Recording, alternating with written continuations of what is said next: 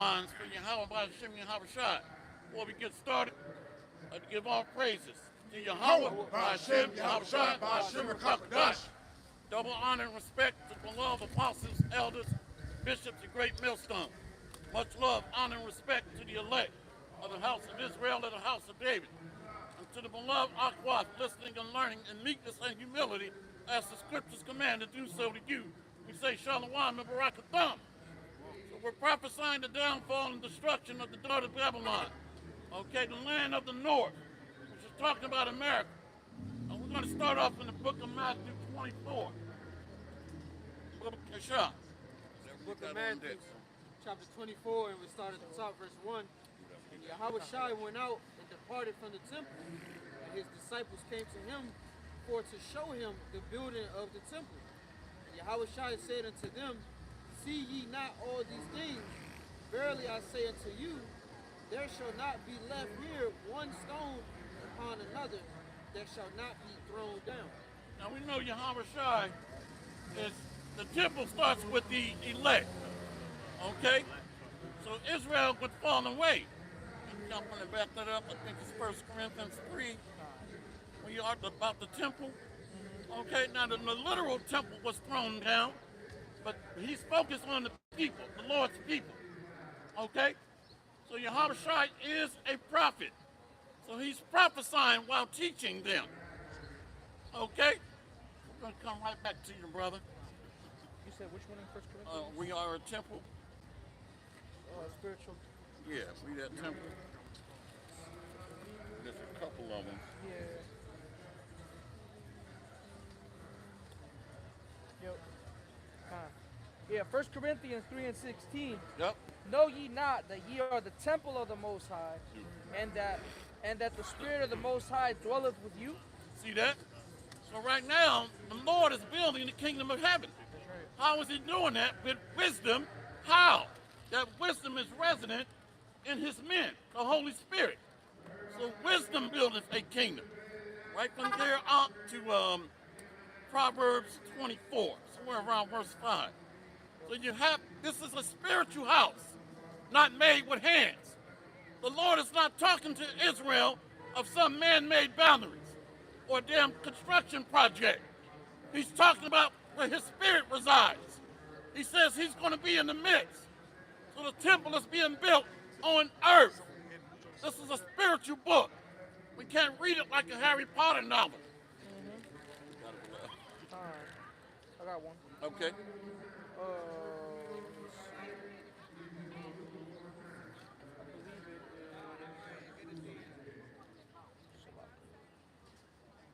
It's in Amos. Amos 9, verse 11. It says, In that day will I raise up the tabernacle of David that is fallen, and close up the breaches thereof, and I will raise up his ruins, and I will build it as in the days of old. See that? So the house of David is being rebuilt, which means by default that the hierarchy of the men are being reestablished, reasserted, have received the commission to build the Lord's house. How? By the hearing, teaching, and preaching of the word. So these men have the Holy Spirit, the lively stones that Peter talked about. That's rebuilding of the temple, the church. It's not talking about a physical house, okay? But a spiritual house. Got it, beloved. It's Proverbs 24 and verse 3. The wisdom is in house building, and by understanding it is established. See that? So wisdom is building the kingdom of heaven. That means Jacob, they're on the scene. The Bible says in 2nd Ezra 6 and 9, Esau is the end of the world. Jacob is the beginning of it that followeth, which means that the prophets of Jacob must be on the scene of the crime here in America and pronouncing sentencing. Judgments are coming forth. Inquisition is being made. Is there more on that, beloved? Okay, you got it. Proverbs 24 and 3. The wisdom is in house building. Excuse me. People think we need cheerleaders. I mean, god damn. I mean, just, I'm Salakia, brother. Go ahead, you got it. Proverbs 24 and 3. Right. The wisdom is in house building. By understanding it is established. See that? And by knowledge shall the chambers be filled with all precious and pleasant riches. Beautiful. So it takes knowledge, understanding, ultimately the Holy Spirit. So this is a powerful book, and this is a very important endeavor, not to be taken lightly or marginalized or taken for granted. This is very important what we're doing. I mean, think about it. Building an eternal house that's going to last forever. And Yahweh Shai is the capstone event that's going to come and occupy the throne of David. Okay? You got it. Oh, we're going back to you, brother. In Matthew 24. But yeah, we don't need sideliners or cheerleaders. Way to go, you know? All right, you know? Keep it up. Good job. Yeah, good job. Great work. What the hell are you talking about? You got it, beloved. This is Matthew 24, verse 3. And as he sat upon the mountain of Olives, the disciples came unto him privately, saying, Tell us, when shall these things be? And what shall be the sign of thy coming and of the end of the world? See, Esau is the end of the world. So while this man is falling, while he's being thrown down, what we are witnessing are the Lord's witnesses, his servants, the prophets, pronouncing sentencing and judgment against him. So the prophets are helping to expedite this thing by prophesying the end. They're asking him, what should be the sign? Are not the Israelites for signs? You know what I said in Isaiah 8? Israel is for signs. So you got to watch when the figs begin to blossom, to bloom with wisdom, like flowers blossoming out. Remember, they look great when they fully blossom. So this is a process of the Lord's house that he's building. So the Israelites, the prophets, are signs. Are we not called the stars of heaven? Hey, you got it. Isaiah chapter 8 and verse 18. It says, Behold, I and the children whom the Lord hath given me are for signs and for wonders in Israel, from the Lord of hosts, which dwelleth in Mount Zion. Hey, you can't make this up, man. Hey, the Israelites are referred to as the stars of heaven. You see, lesser lights, lesser luminaries. You can't make this up. And those on the left hand, they know. Witches and warlocks. I ran into a witch one day, and she said she's seeing some bad signs or energy coming. I mean, this is a witch. So she knows that the wicked, they're getting ready to go in servitude, a subservient or a low-level servant status. How do we know? Remember that demon saw Yahweh Shai? He said, hast thou come to judge us before our time? So these people that's got left-hand spirits on them, they know they're getting ready to take a back seat. Okay, slaves, to be subjugated, subjects. Hast thou come to judge us before our time? They know. So this witch had her head hung low and says she's seeing bad signs or energy in the near future. You can't make this up. But yet we got niggas that don't believe. But a witch is saying she's concerned of what's coming. Unbelievable.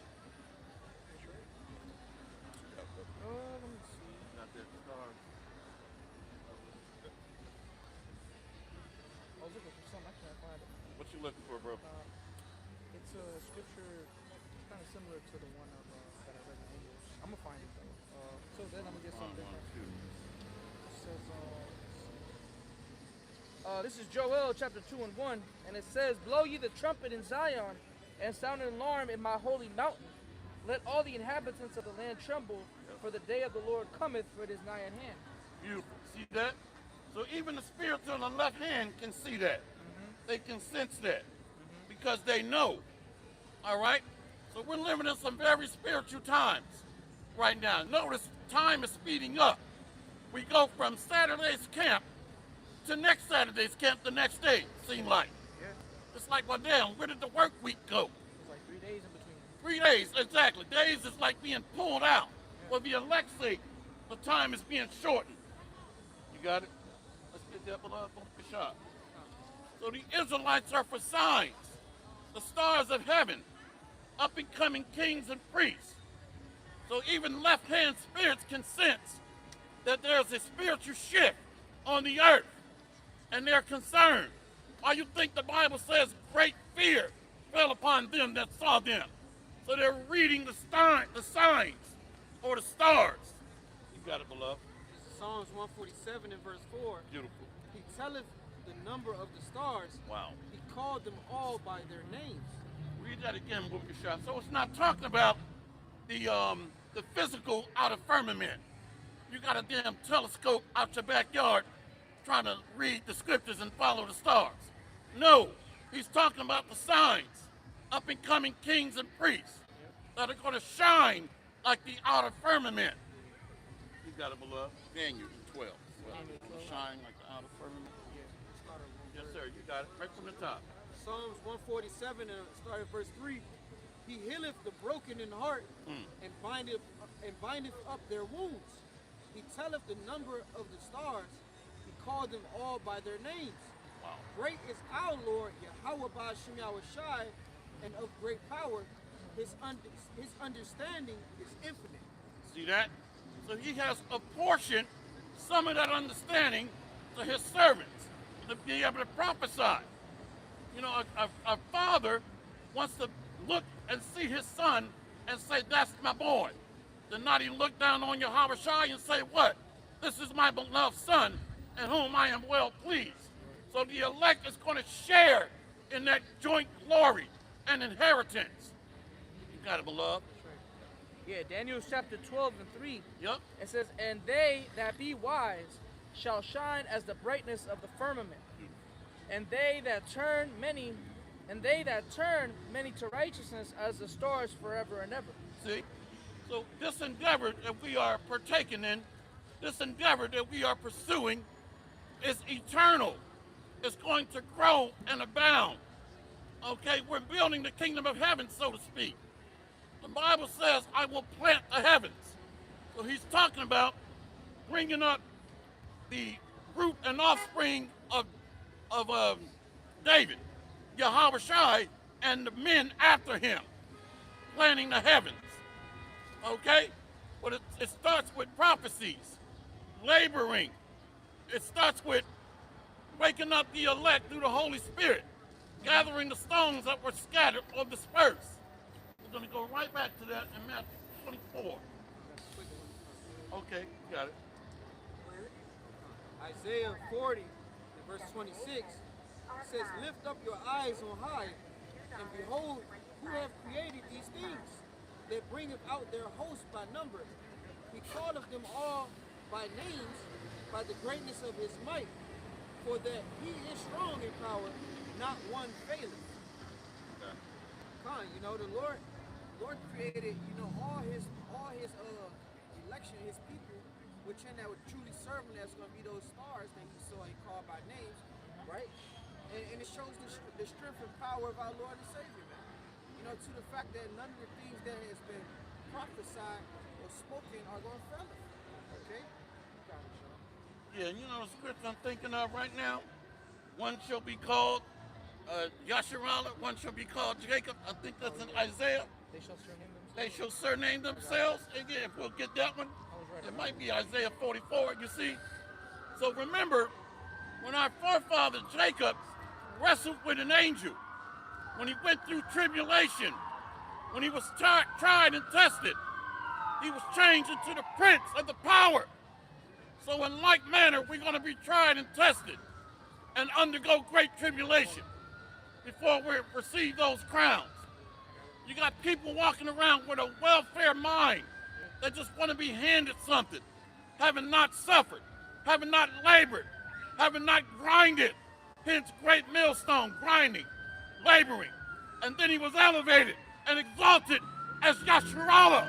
He is a prince of the power. This place is an anxiety nightmare.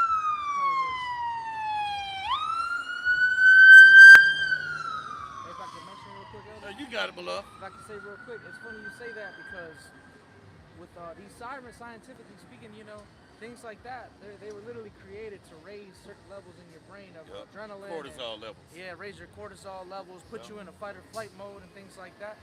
You know, but we live in a world where we can pretty much ignore that. You just look at it as, yeah, whatever. You know, let it have been, you know, at a time frame where that shit didn't exist and you was to hear it for the first time, it would send you into shock or some shit. Yeah. You know what I'm saying? This place is disgusting. Well, I mean, that's how Esau leads, is by fear and intimidation. That's right. Waving the sword and fear and intimidation tactics. Yeah. This man's works on your mind. And our women love it because he has the military. He's in power. A lot of niggas love it too so they can get their 9-to-5 job and look at us like they're above us. Well, you're working for slave wages, you dumbass. Yeah. Hey, you got it, beloved. I got you. This is what you call for. Isaiah 44 and 5. Time. One shall say, I'm gonna start at, can I start at 3? Hey, you got it. Spirit leads you. Yep. Isaiah 44 and 3. It says, "For I will pour water upon him that is thirsty, and floods upon the dry ground. Beautiful. I will pour my spirit upon thy seed, and my blessing upon thine offspring. And they shall spring up as among the grass, as willows by the water courses. One shall say, I am the Lord's, and another shall call himself by the name of Jacob." Hey, Bubba Shah, Salakia, read that again about pour out water as floods. Time. Yeah, this is Isaiah chapter 44 and 3. "For I will pour water upon him that is thirsty, and floods upon the dry ground." Yep. Yeah, if I can say real quick, You got it. you know, hey, when you look into the scriptures, man, once we separated from the Lord and became part of the congregation of the dead, that's why you give the comparisons constantly given that we were just dry bones. You know, we were dry bones. We had no flesh.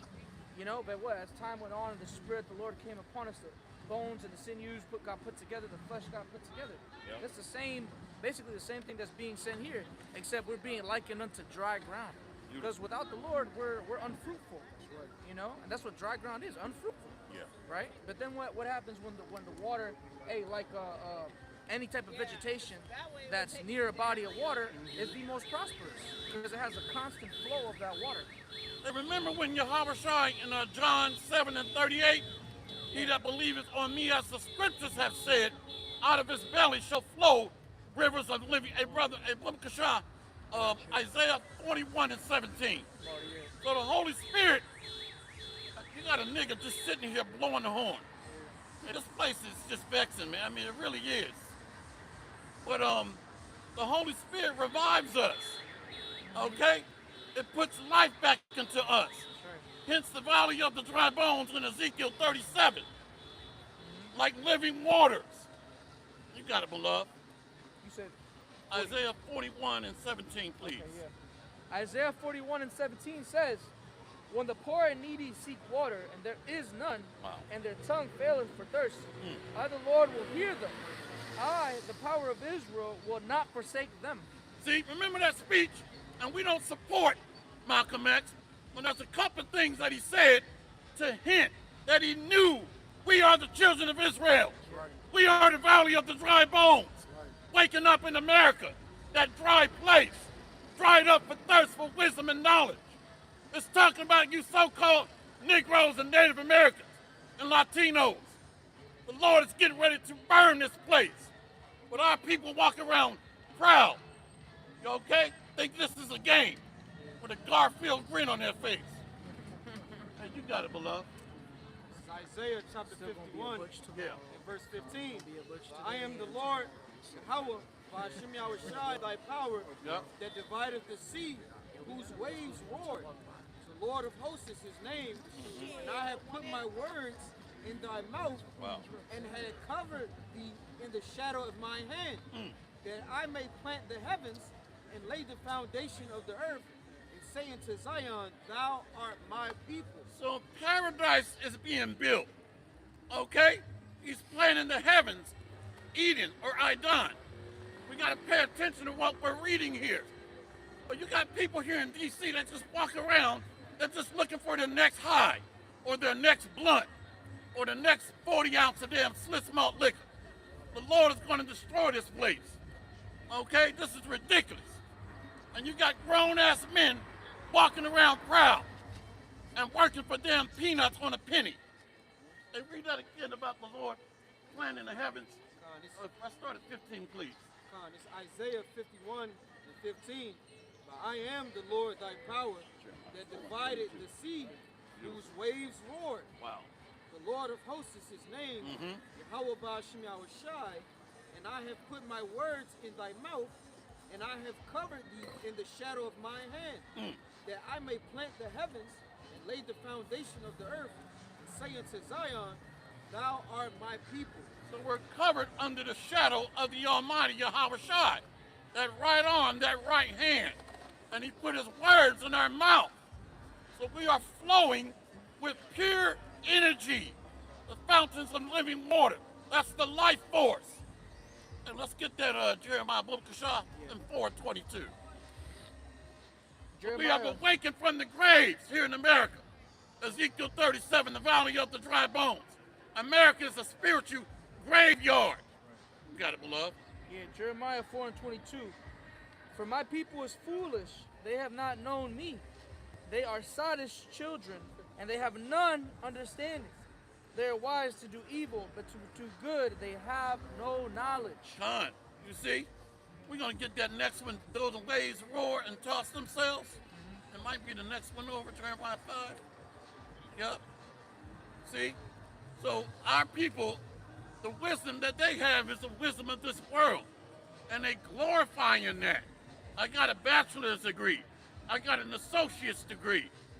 And then they'll mock us and say, well, you're reading from the Bible. A man wrote that. Well, what books did you read to get your bachelor's degree, your PhD slave degree? But you'll criticize us for reading a book. Did you not read a book to get your bachelor's degree? So you trust in the devil or the prince of this world. So shut your ass up. Okay? Yeah, I got something too. You got it, beloved. Hey, I was at work. Jake was at the plantation. He did all this research about slandering King James, but never read the actual Bible. And it's like, nigga, you watched a 2-hour documentary about lies, but didn't look into the actual scriptures? That's why he's through. That's what they do. A woman does that. Yeah. She just likes to hear herself talk and don't know what she's talking about. Okay?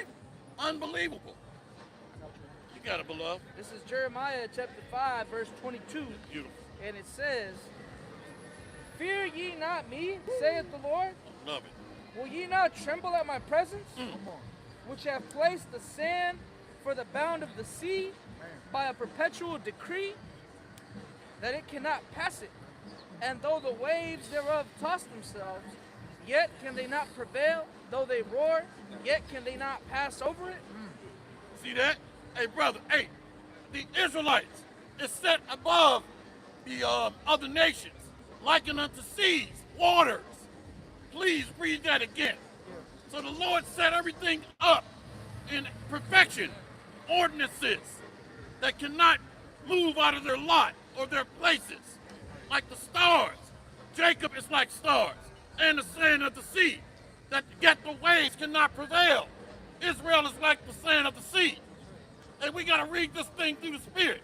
Hey, one more time, Bukashah, please. I'm going to start a verse up. You got it. This is Jeremiah chapter 5 and 21. Hear now this, O foolish people, and without understanding, which have eyes and see not, which have ears and hear not. Time. Fear ye not me, saith the Lord. Will ye not tremble at my presence, which have placed the sand for the bound of the sea, by a perpetual decree, that it cannot pass it? And though the waves thereof toss themselves, yet can they not prevail. Though they roar, yet can they not pass over it. So there's ordinances in place. The Lord's chosen people cannot be overcome or done away with. Though the waves roar and toss themselves, yet can they not prevail. There's uproars of the people, the stress of nations, but yet he chooses Israel and is going to set them in their place, the holy land. You so-called Negroes, Native Americans, and Latinos. Hey, brother, who is the sand of the sea? Help us out, Bukashah. This is Hosea chapter 1, and I'll start at verse 9. It says, then said Yahweh, Ba'Shem Yahushai, for ye are not my people, and I will not be your power. That have ears to hear and cannot hear. So they're spiritually dumb. They can't understand a spiritual book. They just go back to reading Harry Potter novels. You can't read the Bible like that. It's a spiritual book. Believe it or not, witches read the Bible for spells to cast on the left hand. You got it, beloved. says, verse 10, Yep. yet the number of the children of Israel shall be as the sand of the sea. Shall be as the what? The sand of the sea, Come on. which cannot be measured nor numbered. And it shall come to pass that in the place, But in that place, America, come on. in the place where it was said unto them, ye are not my people, Beautiful. there it shall be said unto them, ye are the sons of the living power. See? So we were called Negro, Indian, Hispanic, Latino, Native, Black, okay, Jamaican, Haitian, Puerto Rican, Dominican. But yet the waves roar and toss themselves, yet can they not prevail. Israel is as the sand of the sea, and the seas are like nations. Okay, why you think King David in the spirit? Hey, let's get it, brother. Psalms 124. He's talking about the proud waters. Let's get that one. We got to read this with a spiritual eye. Okay? This is not a physical book, but it's a divine heavenly message. So we need a divine spirit to help us navigate through these living waters, this word. You got it, King. Psalms 124 and verse 3. Then they had swallowed us up quick when their wrath was kindled against us. Then the waters had overwhelmed us. The streams have gone over our soul. Then the proud waters had gone over our soul. Yet the waves roar and toss themselves, yet can they not prevail. So there are set ordinances in place. Lots. I'm thinking of I think it's First Ezra 4, when the trees, when they argue with the sea or the ocean, or with the fire, you know what I'm thinking of? And you got it, beloved. Keep reading book of shop. Psalms 124 and 6. Blessed be the Lord, who have not given us as a prey to their teeth. Our soul is escaped as a bird out of the snare of the fowlers. The snare is broken, and we are escaped. Con. Our help is in the name of the Lord, who have made heaven and earth. See that? So the power, the great creator of the universe, Yahweh Hashem Yahweh Shai, has favor for Jacob, his people. Now we look like other nations. Some of us look Caucasian. Some of us look Asian. Some of us look Native African, because we've been scattered to all nations. So we can't go off skin color or what somebody looks like. Okay? But nevertheless, our heritage go back to our fathers, because the promises are to our fathers, Abraham, Isaac, and Jacob. You got it, King. Got something on that, if I may. Yep, you got it. This is the book of Isaiah, chapter 11, and I'll start at verse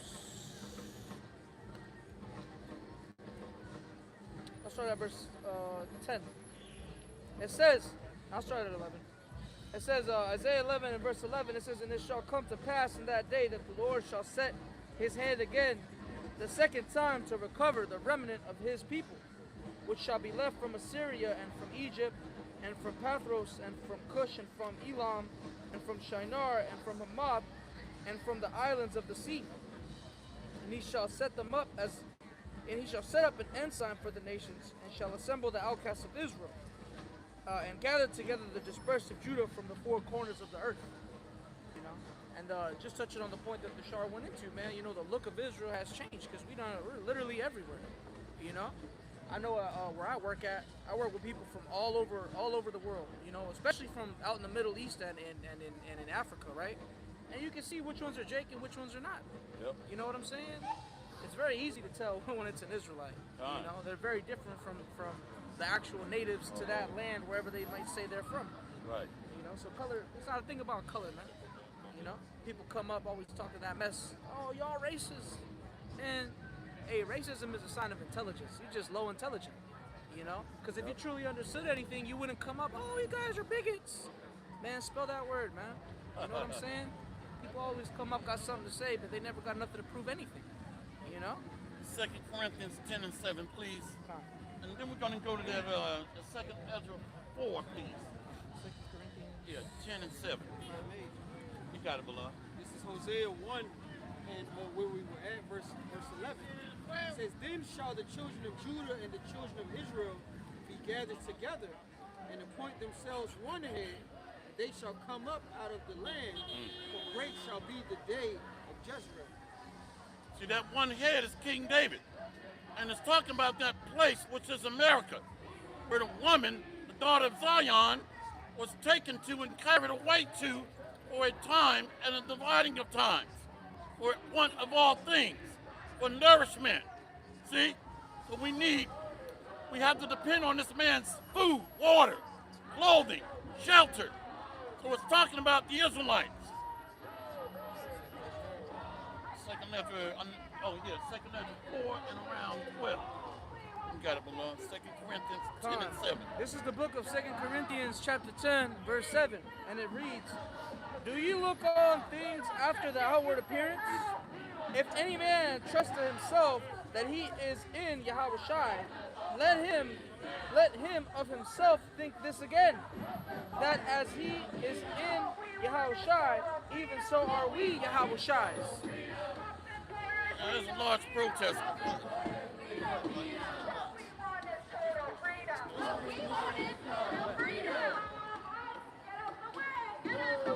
Large protest going by.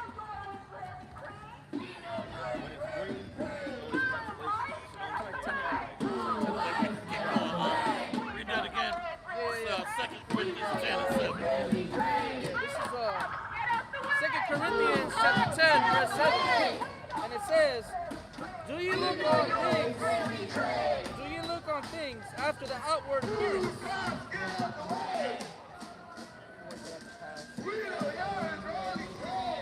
Anyway, 2 Corinthians chapter 10, verse 7, and it reads, "Do you look on things after the outward appearance? If any man trust to himself that he is in Yahushua, let him think of himself, let him of himself think this again, that as he is Yahushua's, even so are we Yahushua's." See? So it's the spiritual persona that we take on. We take on the image of Yahushua. That's what we're looking upon, the spirit, or the fruits of the spirit. Okay? We're stirring up all kinds of demons out here in the midst of hell. All right? Hey, brother, we're going to read it one more time and go to 2 Corinthians 3 and 17. I was already heading there. But yeah, this is 5 police cars and damn 2 ambulances. Middle of hell.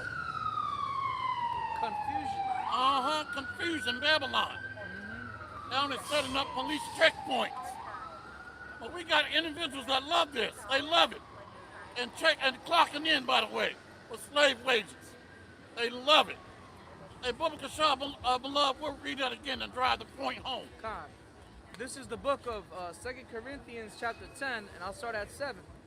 And it reads, "Do ye look on things after the outward appearance? If any man trust in himself that he is in Yahushua, let him of himself think this again, that as he is in Yahushua, even so are we Yahushua's." See? So we're taking on the fashions of Yahushua. Okay, to be unspotted or without blemish.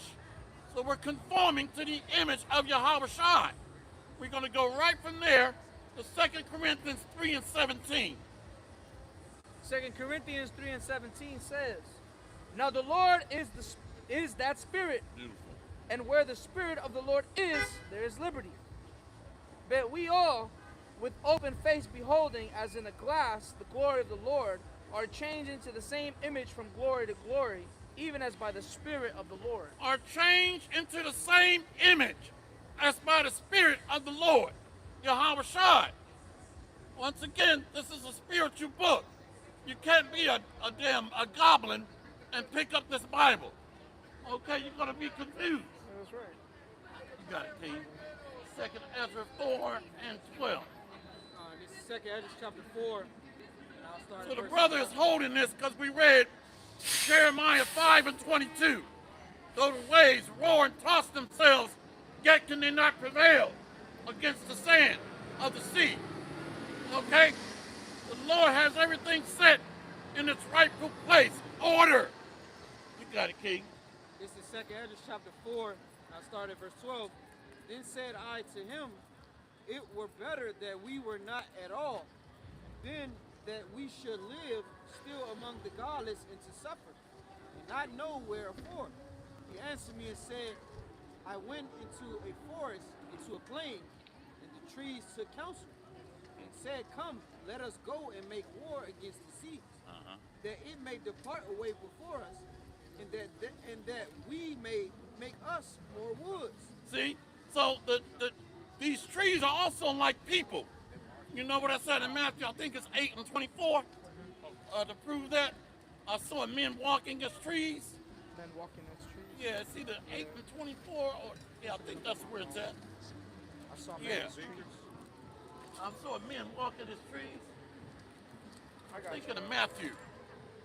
It's, Hey, we're going to read that again, brother, while he's getting that. it's Book Mark. the shot. It's in Mark. Okay, Mark. It's Mark 8 and 24. Mark 8 and 24. Yeah. This is Mark 8 and 24. I'll start at 23 for some context. Okay. It says, Mark chapter 8, verse 23, and it says, And he took the blind man by the hand and led him out of the town. And when he had spit on his eyes, and he put his hands upon him, he asked him if he saw aught. And he looked up and said, I see men as trees walking. See? So we got to be thinking spiritually of these metaphors here. Let's go back to 2 Ezra 4 and 12, please. If I can say real quick. You got it. Hey, that's why the scriptures say that they that worship the Most High must worship Him in spirit and in truth, man. Yep. You can't just read the book and think you just gonna get it. You know, there's certain. Hey, you have to learn certain breakdowns before you can learn the other breakdown. You know what I'm saying? You got to learn certain parables you can't learn without certain breakdowns. Certain breakdowns you can't learn without certain parables. That's just how it is. There's levels to it, like they say in the world, man. Yeah. That's true. And the Most High has everything set in a hierarchical order. Okay? Ordinances that we cannot surpass or overcome. Just like the trees. Just like the trees in the garden. Talking about nations. Hey, this is not, it's really not hard. Let's go back to that little Kashah, 2 Ezra 4 and 12. 2 Ezra 4 and verse 12. Yep. Then said I to him, It were better that we were not at all, than that we should live still among the godless and to suffer and not know wherefore. He answered me and said, I went into a forest, into a plain, and the trees took counsel, and said, Come, let us go and make war against the sea, that it may depart away before us, and that we may make us more woods. The waves of the sea also in like manner took counsel and said, Come, let us go up and subdue the trees in the forest, that there we make another place for ourselves. See, these other nations are trying to overstep their bounds. Let us cut their bands asunder. They want to exalt themselves. Right now, who's in the spotlight? Edom. Hold that, brother. We're going to read this real quick. Cutting their bands asunder. Yep. It says, I'll start at the top. You got it? Psalms 2, verse 1. Why do the heathen rage and the people imagine a vain thing? Beautiful. The kings of the earth set themselves, and the rulers take counsel together against the Lord. Hold on, brother. Hey, the trees took counsel together. The trees was talking Hey, shit. Salaki, I just got excited. I didn't mean to cut you off. Hey, yeah, the trees talking get bold, big stuff. Who is this God that we should obey them? Pharaoh weak ass. Is that not what he told Moses? Who is this God that I should obey him?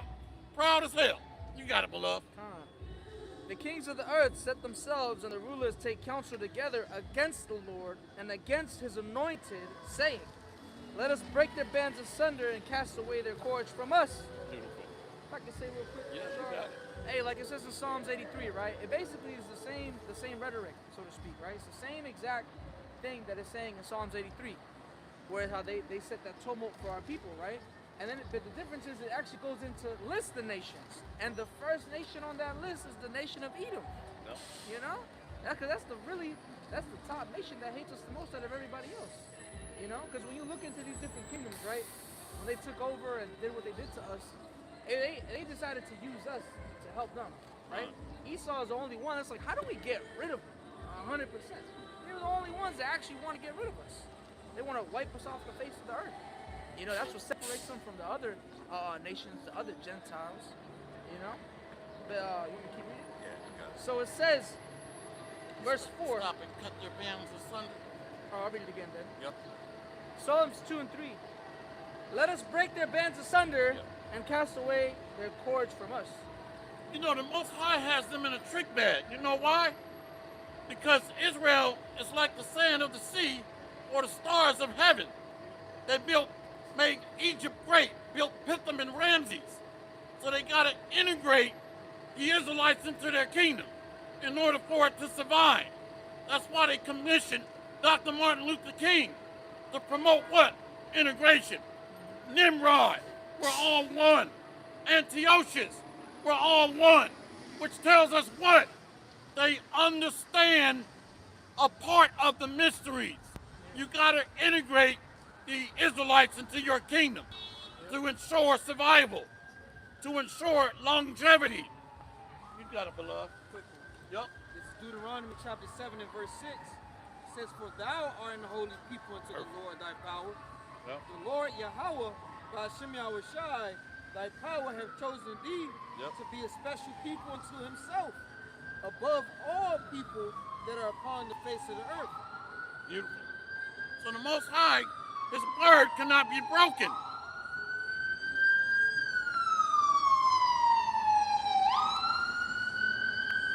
You see? So he's bound by his word.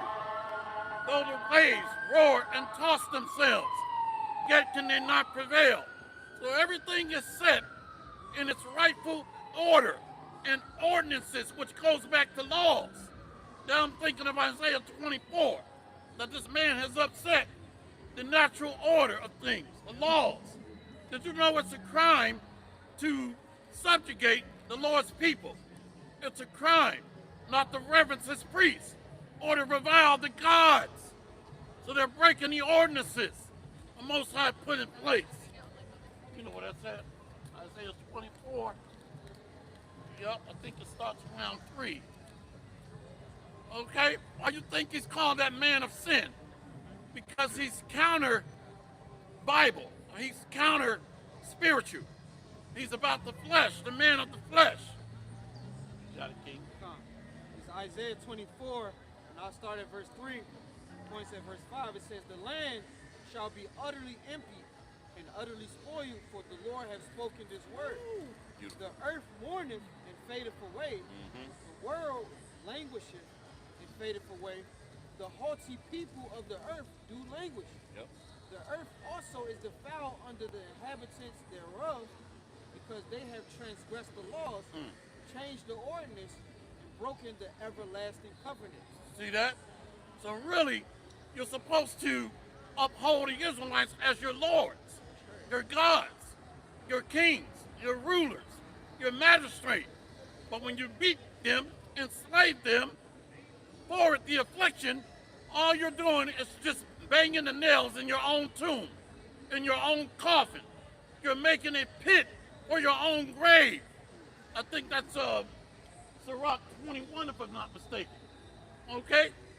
So that's all you're doing, is building a pit and the stones for your own burial. So America's going to be that grave site, that burial place. Okay? Got something. Yeah. Because you spoke about it's a crime to do what they did to us. You know, and the scriptures even say that. Even that when our punishment was accomplished, you know, they kept the affliction going. Yep. So this is Joel chapter 3, and I'll start at 5. It says, because ye have taken my silver and my gold, and have carried into your temples my goodly, pleasant things, the children also of Judah and the children of Jerusalem ye have sold to the Grecians, that ye might remove them far from their border. Which that's what that's talking about. Verse 5 and 6 said the same things, essentially, because we're likened unto the Lord's goodly, pleasant things. I believe in Lamentations, we're likened unto rubies. You know, when we were besieged, and our young men, even the warriors and the men that were of great beauty, all right, they were likened unto rubies and things of that nature. You know, as they were passing.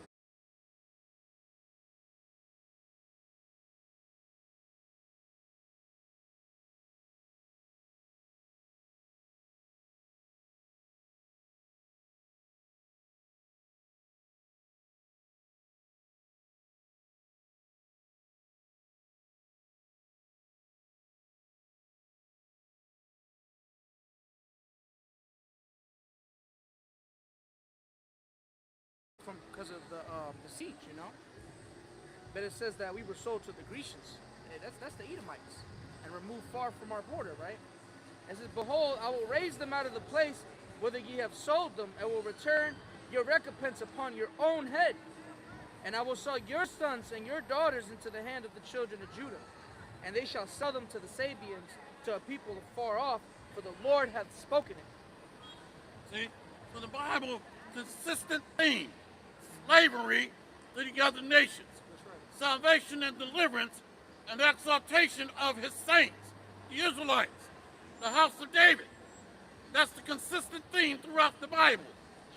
So let's prove they're building their own gravesite, their own burial place here in America. You got it, King. This is Sirach from Ecclesiasticus 21. And I'll start at verse 8. It says, he that buildeth his house with other men's money is like one that gathereth himself stones for the tomb of his burial. Wait a minute, are we not the Lord's treasure? Did he not build his kingdom off the backs of you so-called Negroes, Native Americans, and Latinos? And you know what that said? We are his treasure, Psalms 125. Somewhere between 3 and 5. Hey, read that again, Book Kashah. Sirach 21 and 8. Yeah. He that buildeth his house with other men's money is like one that gathereth himself stones for their tomb of his burial. See that? So this place is going to be buried under the proverbial lake of fire. Okay? That's how this place is going to be buried. The proverbial lake of fire. So America is that burial site, that large graveyard. Okay? Yeah. Start at the top, or I'm going to get that treasure in a second. Sloppy. Yeah, you got it. Read it again, please. This is Sirach 21 and 8. He that buildeth his house with other men's money is like one that gathereth himself stones for the tomb of his burial. And the congregation of the wicked is like tow wrapped together, and the ends of them is a flame of fire to destroy them. So, you know, like the Shah was just saying, you know, the Lord has a perpetual fire that's soon to destroy these people for the oppression that, you know, and the pride that they have been pushing forth upon the Lord's people. You know, it's an everlasting affliction within in their mind, but truly the Lord said that he's going to save us out of the hands of our enemy. Yeah. Okay? Jeremiah chapter 10, verse 25. Pour out thy fury upon the heathen that know thee not, and upon the families that call not on thy name. For they have eaten up Jacob and devoured him and consumed him, and have made his habitation desolate. Remember when the scripture said he swallowed down riches, he shall vomit them up again? You think the Bible is lying? So the treasure ultimately are the elect, which is really the house of Israel in its entirety. But there's an elect of the elect. Psalms 135, and we'll transition. 135, please. This is Psalm 135, verse 4. For the Lord hath chosen Jacob unto himself, and Israel for his peculiar treasure. And what? And Israel for his peculiar treasure. See that? So this devil swallowed down the house of Israel. And I'll end it here. Is it not written, all they that have devoured thee shall be devoured? You see the harmony of the scriptures there. Slavery.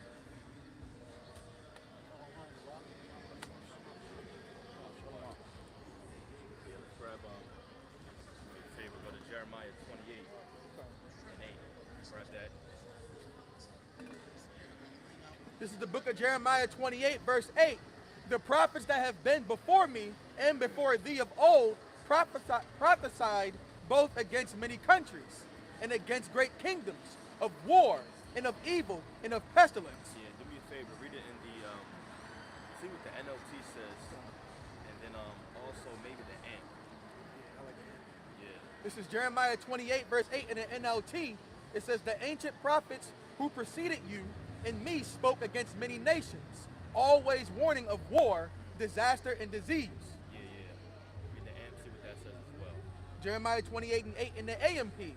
The prophets who were before me and before you from ancient times prophesied against many lands and against great kingdoms, of war and of disaster and of virulent disease. Yeah, okay. So basically the same thing. You know, I think one of them said warning, always warning of, right? The NLT. But basically that's what we're supposed to be doing, right? That's our whole entire job. Like the scriptures talk about how this is our occupation or our profession, is what it says.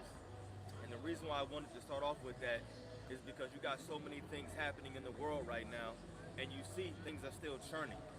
Everybody is still going on, walking on as if this war is not going to lead to World War III, right? And now the scriptures say that a prophet that's raised up by God is going to be preaching or speaking about wars and evils and pestilences, all the different things that Yahweh Shai prophesied, right? When you read the book of Matthew 24, Luke 21, those precepts. So it's important in these end days as a prophet and as a listener that you make sure that you're speaking the right things and you're listening to prophets that are talking about current events. Because these current events, right, these are things that we're measuring right now. We're measuring the times and we're seeing what's going on in the world and we're speaking on the things that prophets were prophesied to do. And so there's not going to be any peace, at least not right now. And that's very important to understand. You got to wrap your mind around the concept of things getting worse. This world is not going to all of a sudden fall into some kind of recession and then bounce back 6 months later. We're not living in that time frame. Like you had the '08 real estate bubble crash, whatever they want to call it, and then things bounced back. Everybody was cool 2-3 years later. That's not what this is going down. What's going down is a time like never was nor shall be. Let's read verse 9 for me, and then we'll get second essence.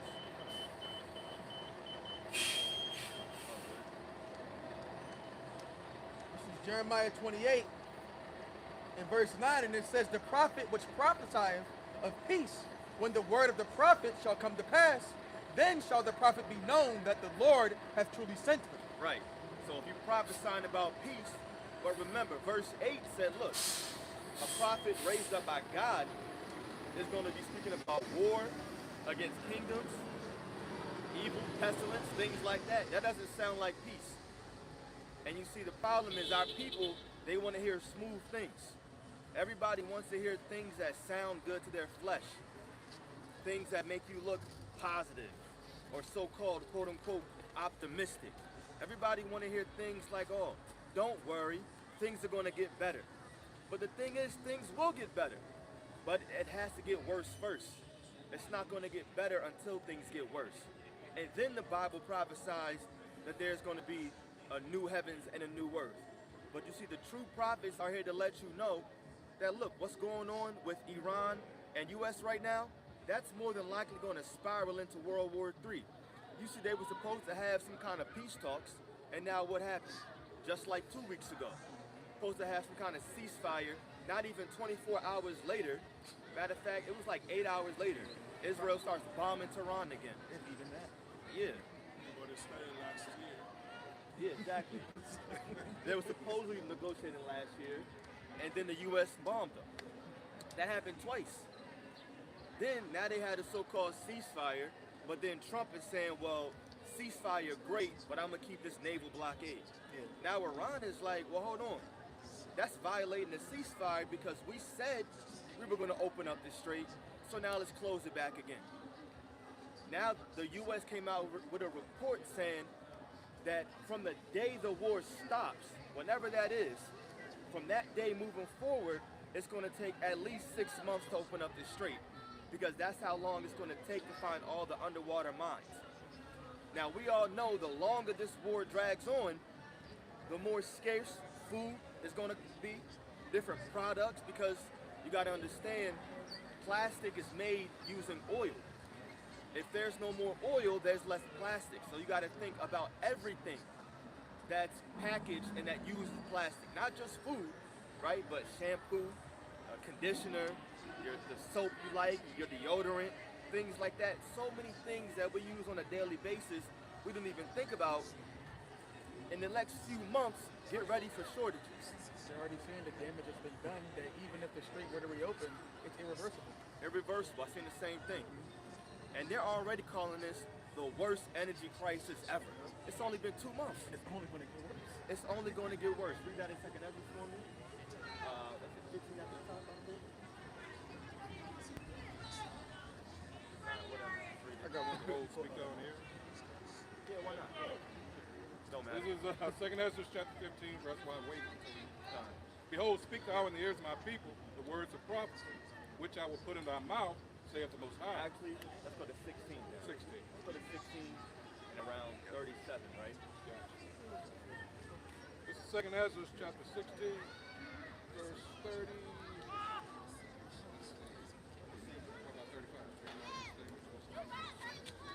Oh, yeah. This is 2 Ezra chapter 16, verse 35. Hear now these things and understand them, ye servants of the Most High. Behold, the word of the Most High, receive it. Believe not the gods of whom the Lord spake. Would you happen to have the GMS? Get it? Yeah. While he can say, you get your precept. Because you quoted it earlier. Isaiah 30 and 9 and 10, it says that this is a rebellious people, lying children, children that will not hear the law of the Lord, which say to the seers, see not, and to the prophets, prophesy not unto us right things, Right. speak unto us smooth things, Right. prophesy deceit. Right, that's the mentality of our people.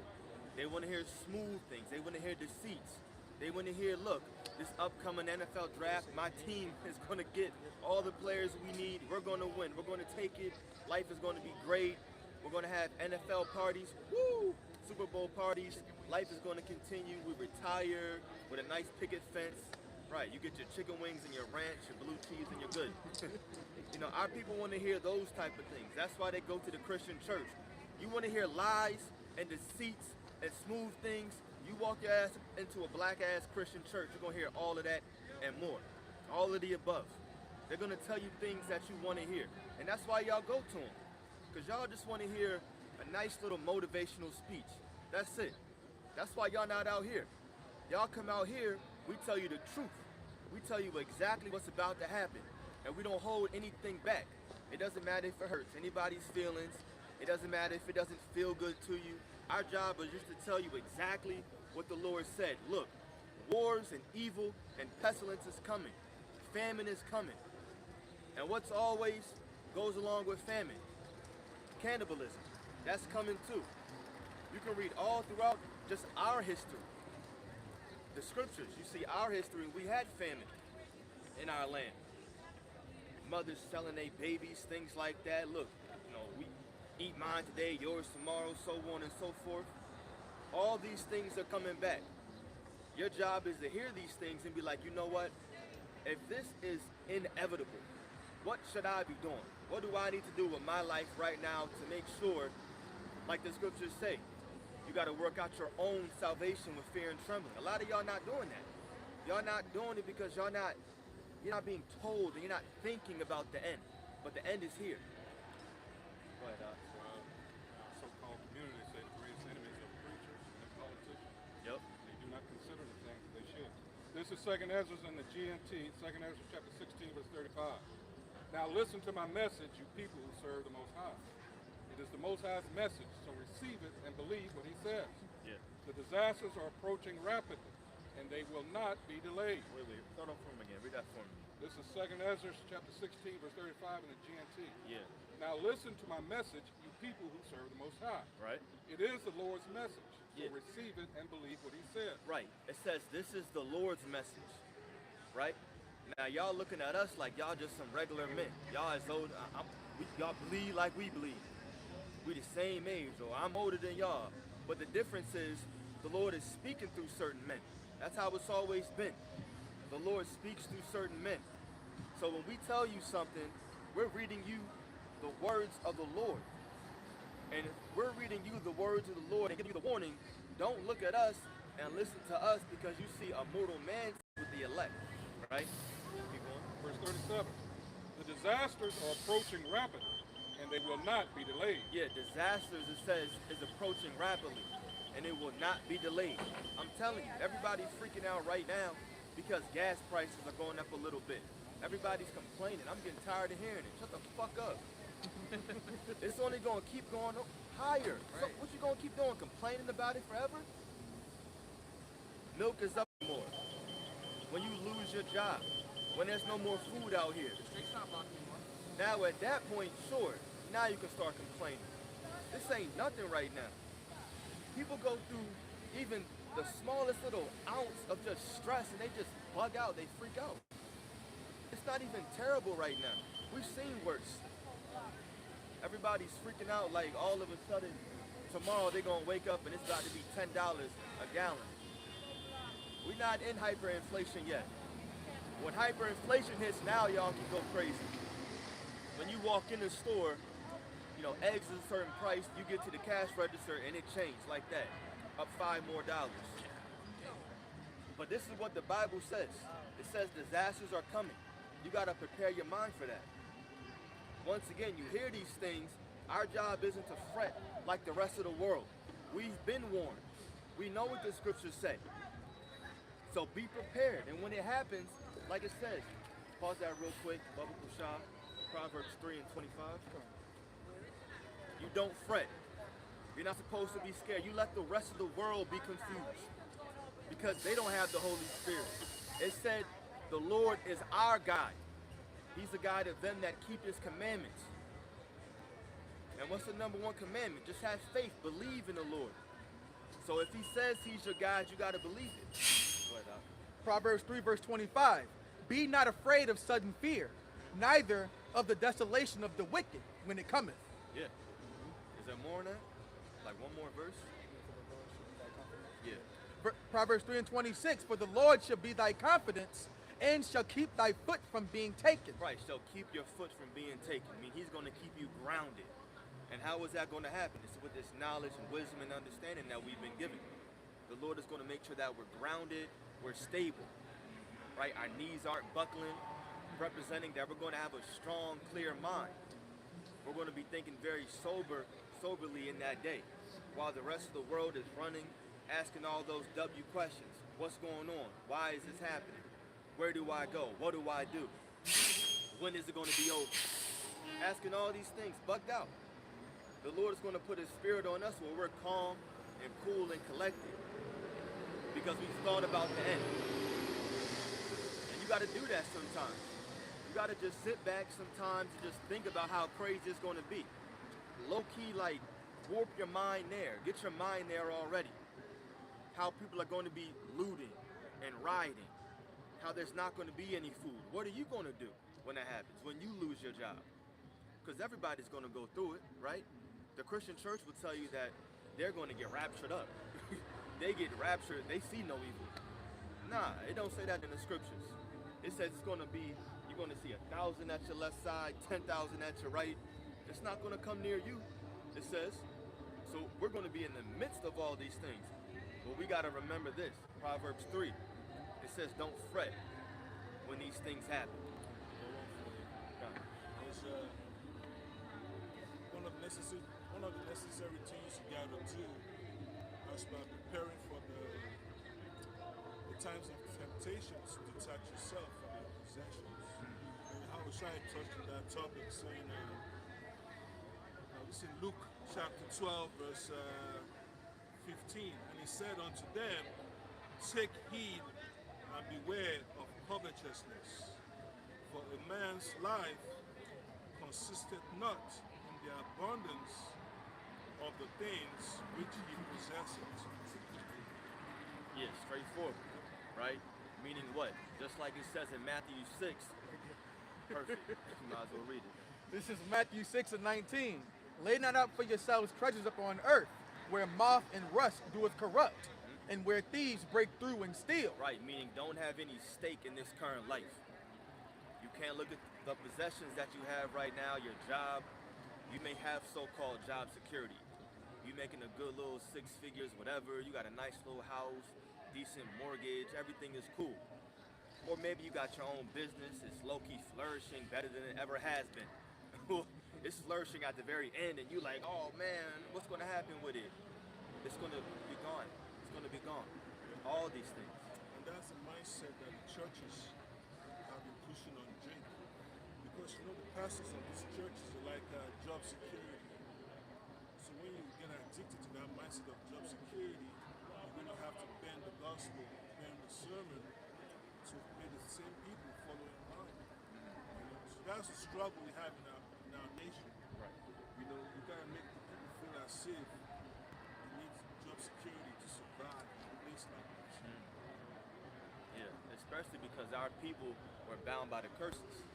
So now all of a sudden, everybody, our people, they're more receptive to these positive words, trying to find some kind of job security and protection while we're living in hell, right? So it really makes sense, but you have to say, you know what?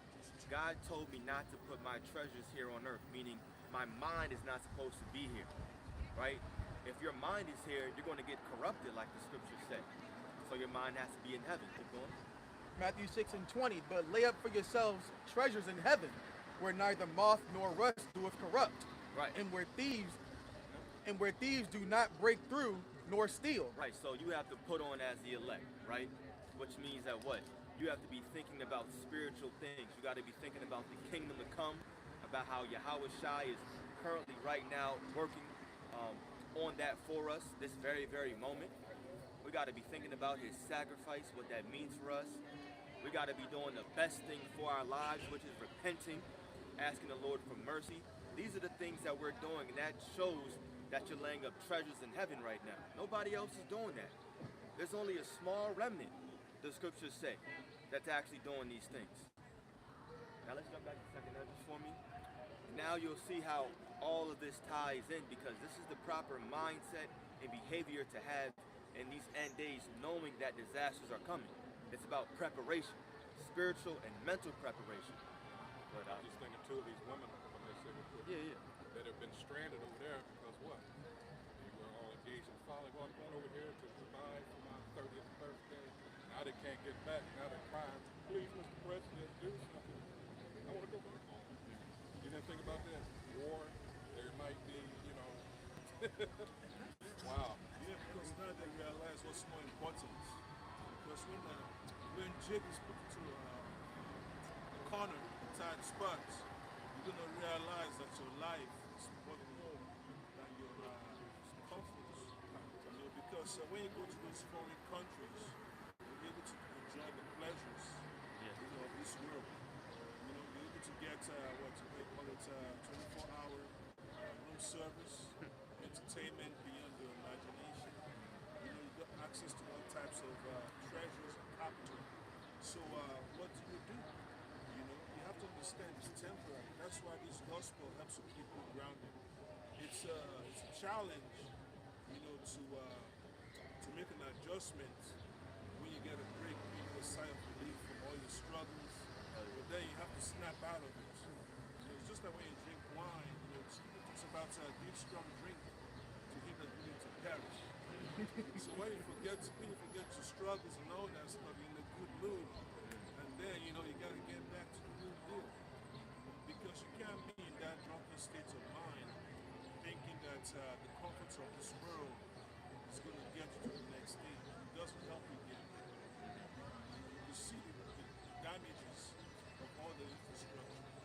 Refineries getting blown up. Schools getting blown up. You know, everything is getting burned down. You know, neighborhoods getting bulldozed. Yeah, hospitals, ambulances, you name it. Bridges getting blown up. So how are you going to get to the next town when you have all this destruction around you? You know, you can't get international aid coming in. Now you're left to be foraging and all that stuff. You know, the same thing that happened in Haiti. Yeah. You know, our people have to eat mud cookies. So I mean, it's a painful experience, but you got to get real. You know, you got to be ready for that. I have to eat some cookies too.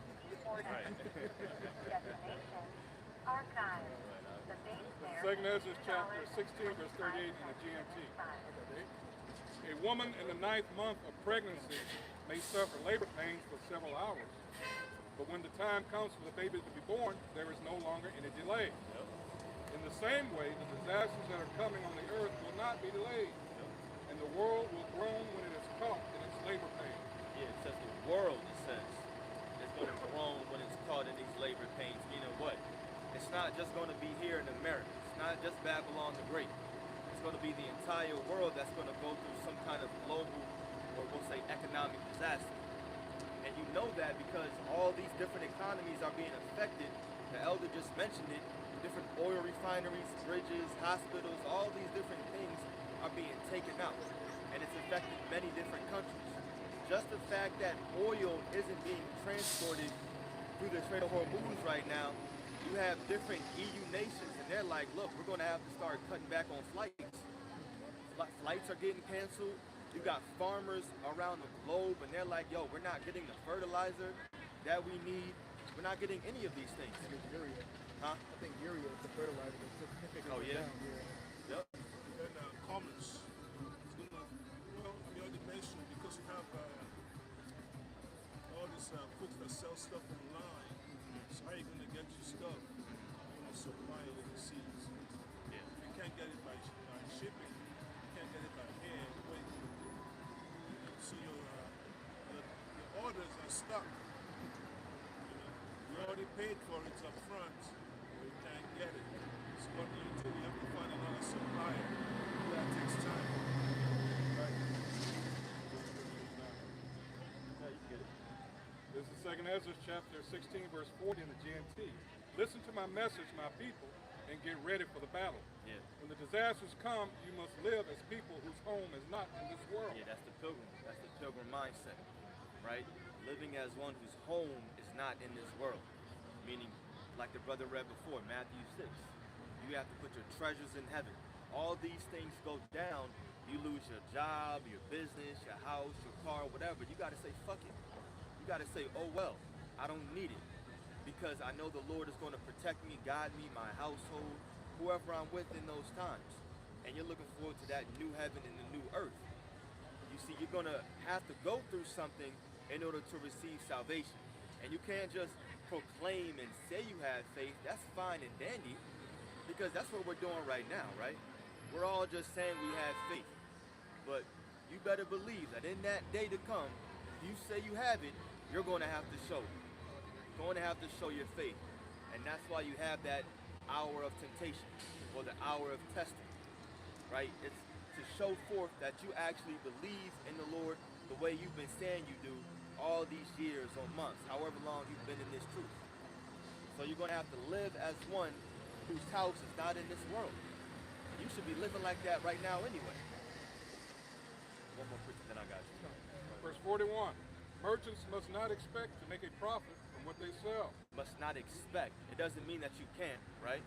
But be ready to let it go at a certain point. Go ahead. They must be ready to run for their lives. Their customers must expect to lose whatever they buy. Whoever builds a house should not plan to live in it. Farmers should not expect to harvest their crops or pick their grapes. Those who marry must not expect to have children.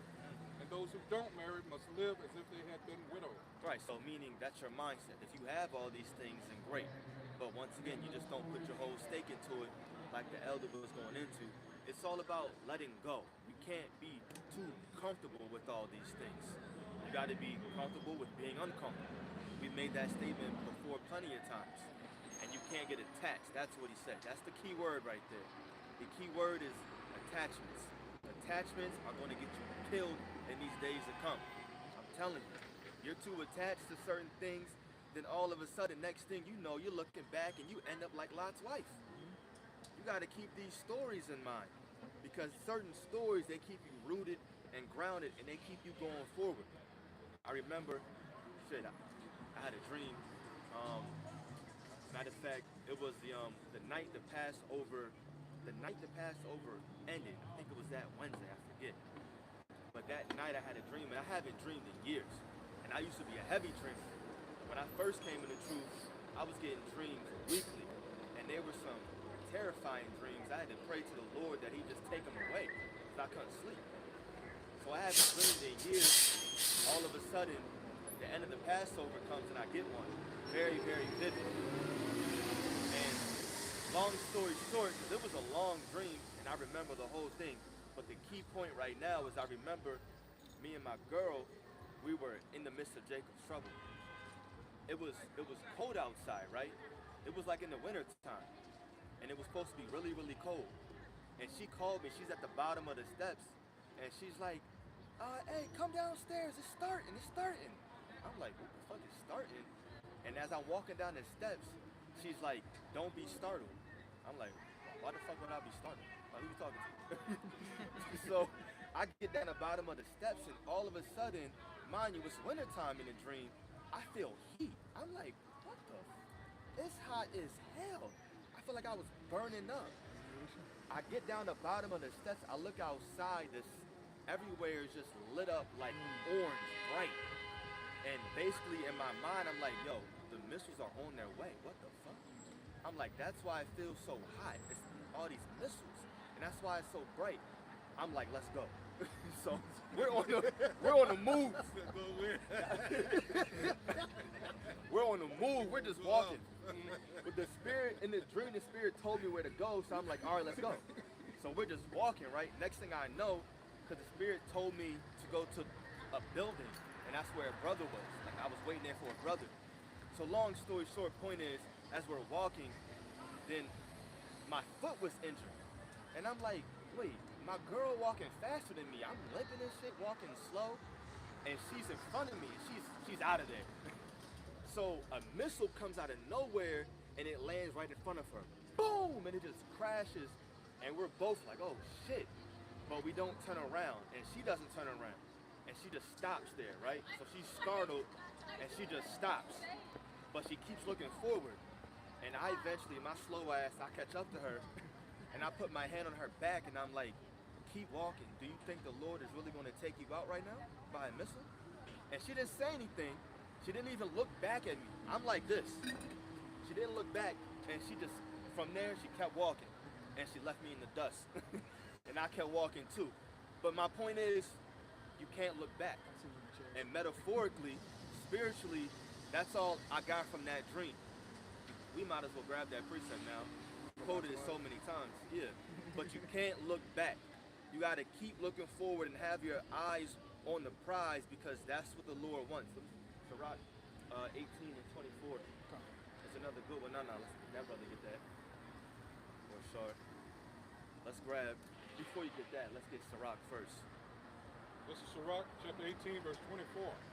Think upon the wrath that shall be at the end, in the time of vengeance, when he shall turn away his face. 28 for me. Verse 28. Verse 28. Every man of understanding knoweth wisdom. Oh, I'm sorry, 20. 20, okay. Yeah, 20. All right.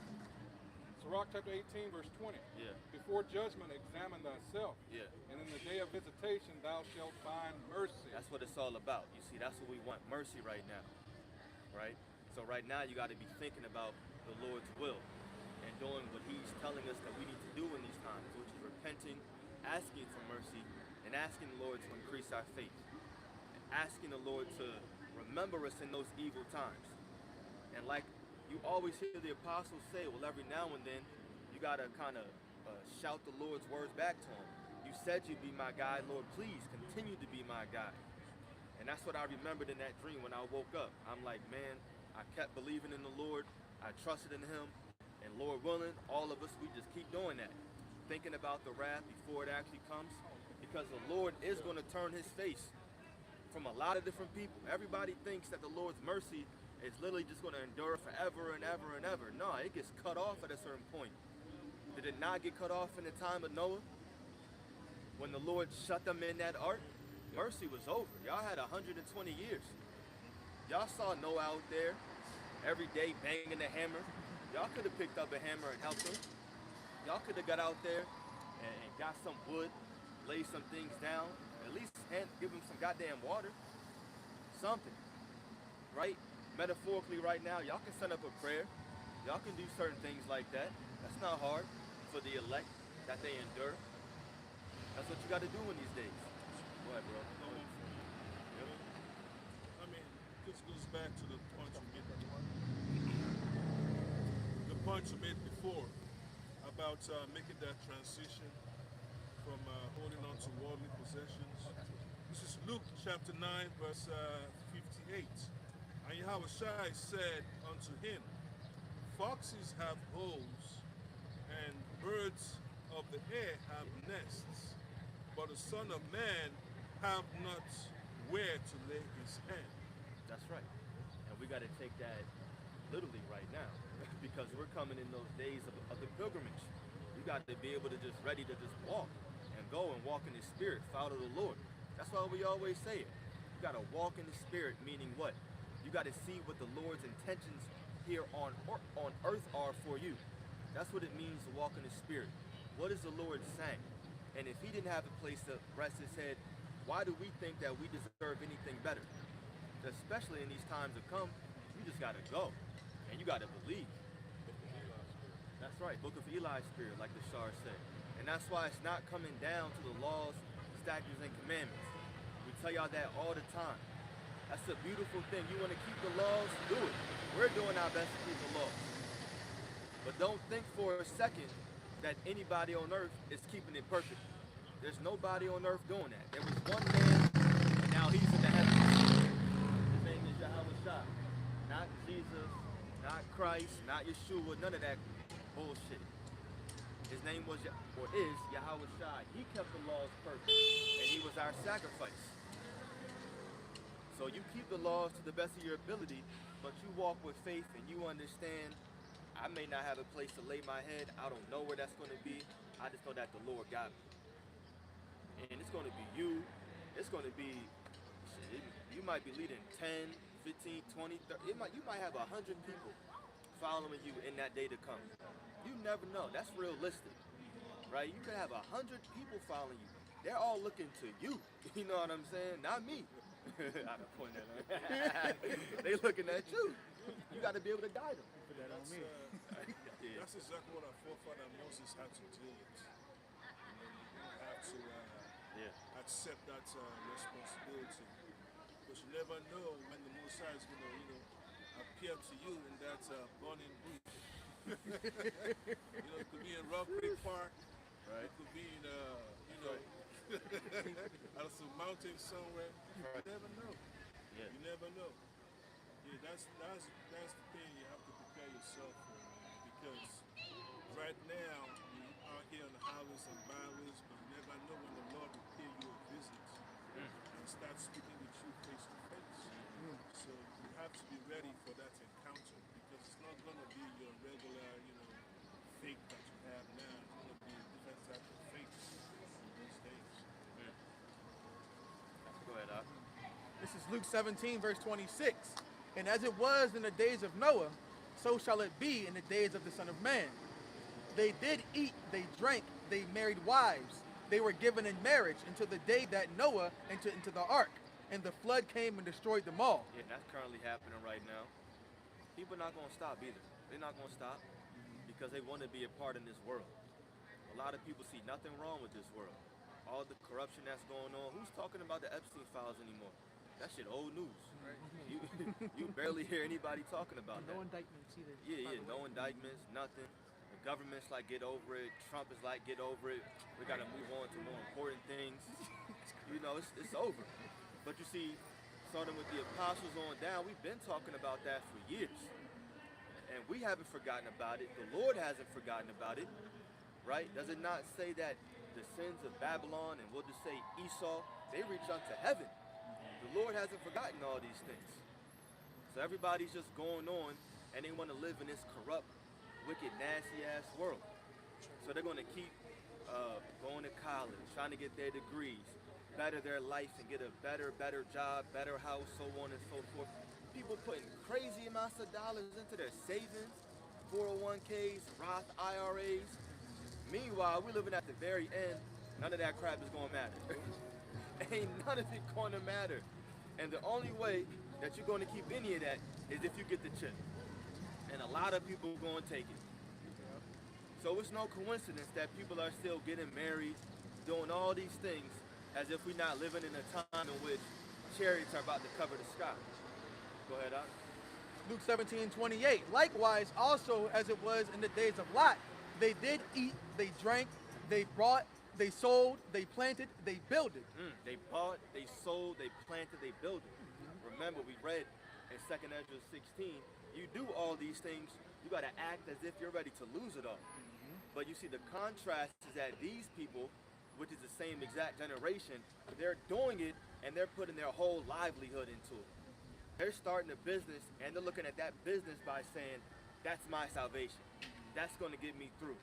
My Roth IRA, that's going to make sure when I'm older in the next 20, 30, 40 years, I'm good. And they're putting their whole stake and trust into Esau's system. And that's what's going to make people take that chip. So they're going to keep doing all these things, even in the end days when all of a sudden, even as we see this place spiraling down. So don't think for a second, just because this world is still churning, that all of a sudden things are going to just randomly get better. Nah. Remember, people are going to be in the mindset of peace and safety. Everything's okay. Especially when that chip is really pushed. They're really going to be thinking, oh, you're telling me I can eat again? You're telling me you're going to put money in my bank account? Everything's going to be okay? I can go back to my house? I can go back to living like I used to? All I got to do is just get this chip, and I'm going to barely feel it? You're not even going to be able to know I got it? Sure. Other people are going to be lining up for it. But Luke 17:29. But the same day that Lot went out of Sodom, it rained fire and brimstone from heaven and destroyed them all. Even thus shall it be in the day when the Son of Man is revealed. In that day he shall be up on the housetop, and his stuff in the house. Let him not come down to take it away. And he that is in the field, let him likewise not return back. Remember Lot's wife. Yeah, remember Lot's wife. So it doesn't matter where you are. And who knows? You might be at home chilling. It might be 3 a.m. in the morning and something just goes down. Changes the course of this world, how we're all living and moving. You might be at work. Your children might be at school. Might be at daycare. Your woman is far off. Who knows? Or maybe you're together with some bros. You never really know where you're going to be in that end day or in that time, right? But at the end of the day, you have to keep putting your trust in the Lord, no matter where you are, because your lot is going to change like the elder was going into. You see, the ministry, everything is going to change. It's going to evolve into something different, something greater than what it is right now. Faith is going to flourish, like the scriptures say, right? Even though it is right now, but wait until that time. All of our spirits is going to be like this, right? The Lord is going to do something inside of us to make us really be elevated on a more higher and spiritual level. And you got to believe that and wait for it. Miracles are going to happen. All these different things. That's the reason why you don't look back. Meaning spiritually, you don't think about the things that are going to be lost in this world. If you're not at home, well, guess what? The spirit is, your home is getting ransacked. I'm sorry to tell you. It's over. It's gone. You had some belongings there, and you had some extra money. You got a nice little raise, and you stocked up on some food. It's gone. You know what I'm saying? I might have ate it. Shit. You know what I'm saying? Somebody ate it. I got one for you. It's 2nd Ezra chapter 16, verse 21. Behold, victuals shall be so good cheap upon earth, that they shall think themselves to be in good case. And even then shall evils grow upon earth. Yeah, evils are going to keep growing upon the earth. Evil meaning what? Bad times. Bad times are going to come. And did we not start this off by saying in Jeremiah 28 that a prophet is going to be prophesying of these bad times? Yeah, so you got to look forward to these things and get your mind right. You're going to be in a completely different scenario, one where you probably never, who knows, the Lord could take you and transport you somewhere else just because he wants you to be around a brother in that day. You just blinked and all of a sudden you just in a completely different environment. But these evils are going to keep growing. Sword, famine, and great confusion. For many of them that dwell upon the earth shall perish of famine, and the other that escape the hunger shall the sword destroy. Yeah. So famine, the sword, in these days, that's what the sword represents. Your modern day killing instrument, killing weapon, which is the gun. All these different things. You know how many guns there are here in America? It's retarded. It's like 2 to 3 times the amount of people here. It's something crazy like that. Everybody, and they're all stacking up. That report I looked at was like a year or 2 ago. Something like that. So you know it's higher now, yeah. And especially with what's going on, people are literally buying it because they know that an evil time is coming. They know that there's going to be shortages. And watch, people are going to be at the gas pumps fighting, trying to steal people's gas and shit like that. They're going to be in the stores just looting, rioting. Watch, when it happens globally, I mean, not even that, just here in America, everywhere, all 50 states, that's going to be a sight to see. See, in that time, you're not going to have to question, is Jacob's trouble fully manifested? Yes, it is here. Ain't nobody working. So you'll know that. Yeah, you gonna know. Nobody's working, you don't have a job, nobody's paying rent no more, cars ain't running. Imagine that. I just think about the Purge too. Yeah. Mixed with Leave the World Behind. Think Oh, hell about movies yeah. like that. Yeah. Nothing's gonna be running. Everything's gonna be shut down. Bro, you ain't gonna see no lights on. The grid getting attacked. There ain't gonna be no internet. You ain't gonna be able to call your mother, nothing. Nobody. Just imagine at nighttime when there's no lights. There's no lights, nothing, you can't call nobody. It's just pitch black, it's dark as hell. Cars ain't running, it's quiet. I'm just painting the picture like in Wisdom of Solomon. What is that, the 17th chapter? What happened in the time of Egypt? Matter of fact, you can grab that out. Let's just run through a little bit of that. Wisdom of Solomon 17. Let's run through a little bit of what happened there, because that's what's going to take place here. It's going to be a time, I quoted it before, get Matthew 24:21 for me. It's going to be the most perilous time the world has ever seen. Y'all thought slavery was bad, but y'all better get ready for Jacob's trouble.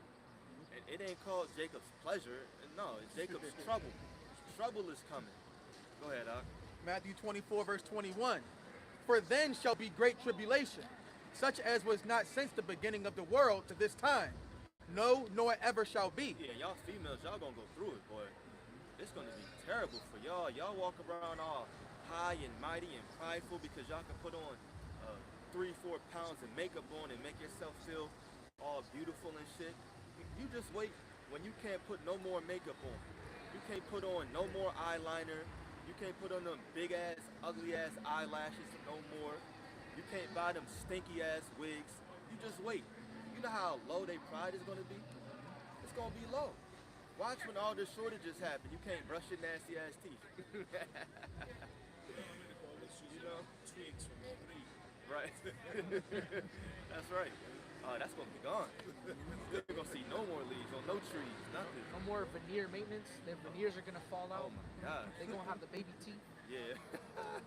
Looking crazy. For real. Oh yeah, because they gotta save their teeth, right? They have, To use they them. have to touch it up every few years. So once that, they're gonna fall out. It's gonna be over. People gonna be looking crazy, smelling crazy. Ugh. Nasty. Remember the chick It's like when we first came to America on slave ships. That's How right. to relieve those lives again, chopping down wood, hunting and all that stuff. Yeah. Setting traps. Yeah. That's right. Go ahead, Doc. Probably like verse 3. Yeah, that's what I. I watch so much anime. It kind of This is Right. Wisdom of Solomon, chapter 17, verse 3. While they supposed to, actually, let's go. Fuck it, go to 1. Yeah. This is Wisdom of Solomon, chapter 17, verse 1. For great are thy judgments and cannot be expressed. Therefore unnurtured souls have erred. And when unrighteous men thought to oppress the holy nation, they being shut up in their houses, the prisoners of darkness, and fettered with the bonds of a long night, lay their exile from the eternal providence. Right, and that's talking about these Egyptians, right? And it's going to start going into all the hell that the Lord put upon them. Different plagues, others than those 10 you hear about. Go ahead, Al. Verse 3. For while they supposed to lie hid in their secret sins, they were scattered under a dark veil of forgetfulness. Yeah. being horribly astonished and troubled with strange apparitions. Yeah, that's one big thing. That's going to come back in a huge way. So let's paint this picture once again. The grid is attacked. There's no more electricity, no more power, right? Famine is here. People are eating each other. There's cannibalism. You have no phone. There's no such thing as an internet. You can't call nobody. It's complete darkness. The sun sets. Now all of a sudden you hear and you see apparitions. That's basically what the Egyptians went through. And that's what's about to hit again. Female screaming because a bird went by. Imagine in that time a bird goes by you. A bird is supposed to sound pleasant. I think it goes into it, like the pleasant sound of water running. It was scaring them. Small things that's not supposed to scare you in that day. It's scary when you can't see shit. It's completely black. You can't see nothing. You hear somebody whistle. You're like, holy shit. You know, you just jumping. You don't know. The things that you wouldn't be scared at all of a sudden is making you just being frightened out your goddamn mind. These people are going to go buck wild. But you know what the Lord could do? He could give all of his men night vision. And it's nighttime, all of a sudden, our retina changes and we can see clearly. You never know. You know what I'm saying? We walking around with vision like it's morning outside. You know? Go ahead, Doc. Verse 4. For neither might the corner that held them keep them from fear. Yeah. But noises as of waters falling down sounded about them. Yeah, so they in the corner, you know, they like, oh, you know, they hiding. You think you found a corner because when it's dark outside and you find a corner, you feel safe. You know what's to the left, you know what's to the right. You're like, all right, cool. You hear some pleasant water running. You're going crazy, sounding like a female. And you a big 6'3" strong motherfucker. You used to be a safety. And you screaming at the top of your lungs because you heard some water. You know? Oh, it talks about that, right? In Jeremiah, right? Is it Jeremiah? Jeremiah 30? The strong men, right? Yeah. That's Jeremiah 30, right? Am I tripping? Nah, Zephaniah? the strong men shall bow themselves. Yeah, grab that. Alright, one situation can also be that the Mosaic can open up their third eye, but then they don't have a spiritual foundation to handle what they see. Talking about Moab and Jeremiah. That's what a lot of people that do drugs have to deal with. Of course, that third eye to be open, but then they can't handle the madness and all the issues that's right there. Yeah. Because when the Messiah opens up the third eye, you gotta pray that your faith is solid. Because there are all types of crazy things like you don't want to see, in this flesh.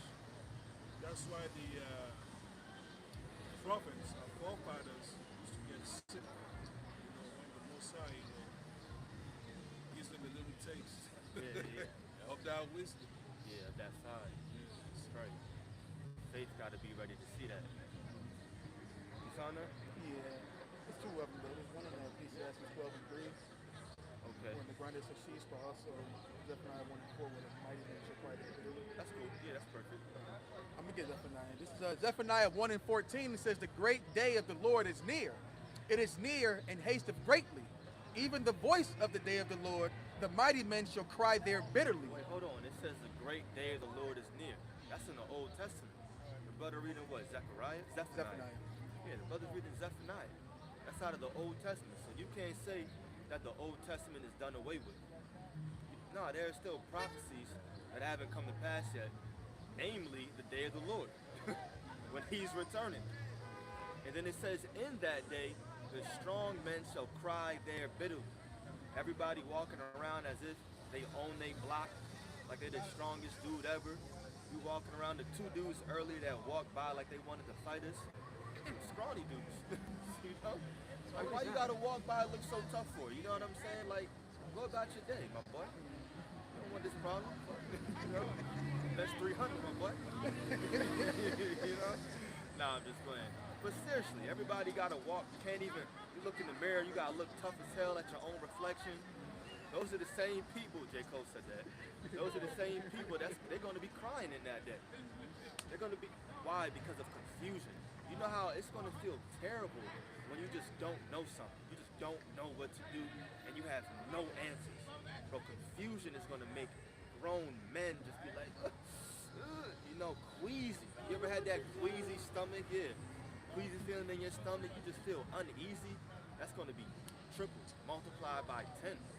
Everybody that think that they so prideful now, you gonna wish you got that draw off you, you know? Got something? I see you looking. I saw you. Go ahead, You were just speaking on how everybody's going to be in flip the camera on my man. You know how you said everyone's going to be in confusion. The Lord said, Isaiah 33:6, and wisdom and knowledge shall be the stability of thy times and strength of salvation. Right. The fear of the Lord is his treasure. So if you're Read it again. Isaiah 33:6, and wisdom and knowledge shall be the stability of thy times and strength of salvation. The fear of the Lord is his treasure. You know, if you're not moving with the fear of the Lord in that day, you know, your stability is going and your comfortability is going to be shaken. You know, you may have trusted in the workouts and the jogging and I run the fastest and I'm the strongest. You know, but without the wisdom and knowledge of Yahweh B'Shem Yahushai, you know, your stability is going to be at a very low level. That's right. And all those things, it ain't gonna mean nothing. It ain't gonna mean nothing no more. You know, they tell you, I think, who said it? I think it was Mike Tyson who said it. You know, you get in the ring with somebody, they all big and tough and strong. You rock on one time, they forget everything. You just forget. In that day, it don't matter if you know how to shoot a gun. You practice it. You haven't practiced mentally for what's about to come.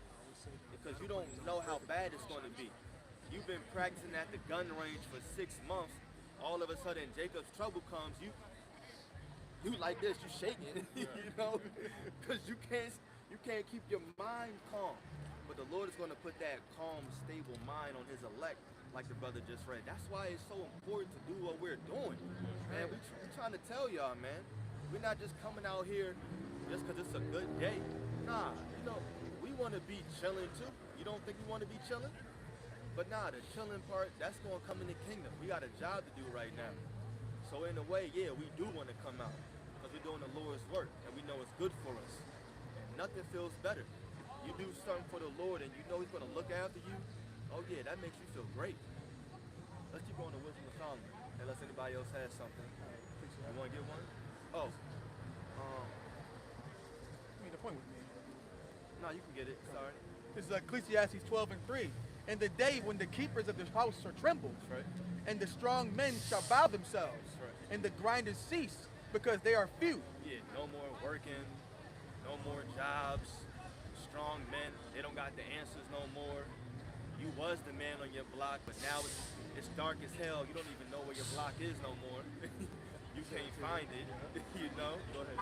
And those that look out of the windows be darkened. Yeah. And the doors shall be shut in the streets when the sound of the grinding is low, and he shall rise up at the voice of the bird, and all the daughters of music shall be brought low. Yeah, that's Ecclesiastes, right? 12. That was 12. Yeah, keep it. We're going to read verse 1. That's going to be a time that no one wants to be in. You see, these are those things that nobody wants to hear. Y'all want to hear the smooth things. Y'all want us to prophesy of a peaceful time. Peaceful times aren't coming. If you're listening to anybody that's telling you Jacob's trouble is not going to be here, you need to run. You need to run and don't look back. You need to act like Lot's wife to that individual, that so-called prophet. And it doesn't matter if you're not talking about Jacob's trouble, because I bet you you're going to have camps out there that's going to be like, well, we never told you that it wasn't coming. Dog. I can't stand that type of person. That's just as bad as not saying anything. I can't stand that nigga. That's like you on top of the tower, right? And you see the enemy coming, and you get the fuck out of there, but you don't tell nobody. Yes. And then when the enemy comes, well, y'all saw me running. Like, whoa, what the? Why ain't y'all run with me? Yeah, you ain't give me no warning. I told you about my actions. Yeah, right. It was my deeds, my deeds. You know? God. But nah, man, you gotta say something. It says we believe and therefore we have spoken. If Jacob's trouble is coming and you know it, you're supposed to be speaking on it. So if you're not speaking on it, that's just as bad as those that are speaking against it. It's just as bad. Yeah, the brother read, wisdom and knowledge should be stability at our time. Hey, next time, holla at me. God. This is Proverbs 3, verse 23. Then thou shalt walk in thy way safely, and thy foot shall not stumble. See, wisdom is keeping us with faith or confidence. So we don't have to look back.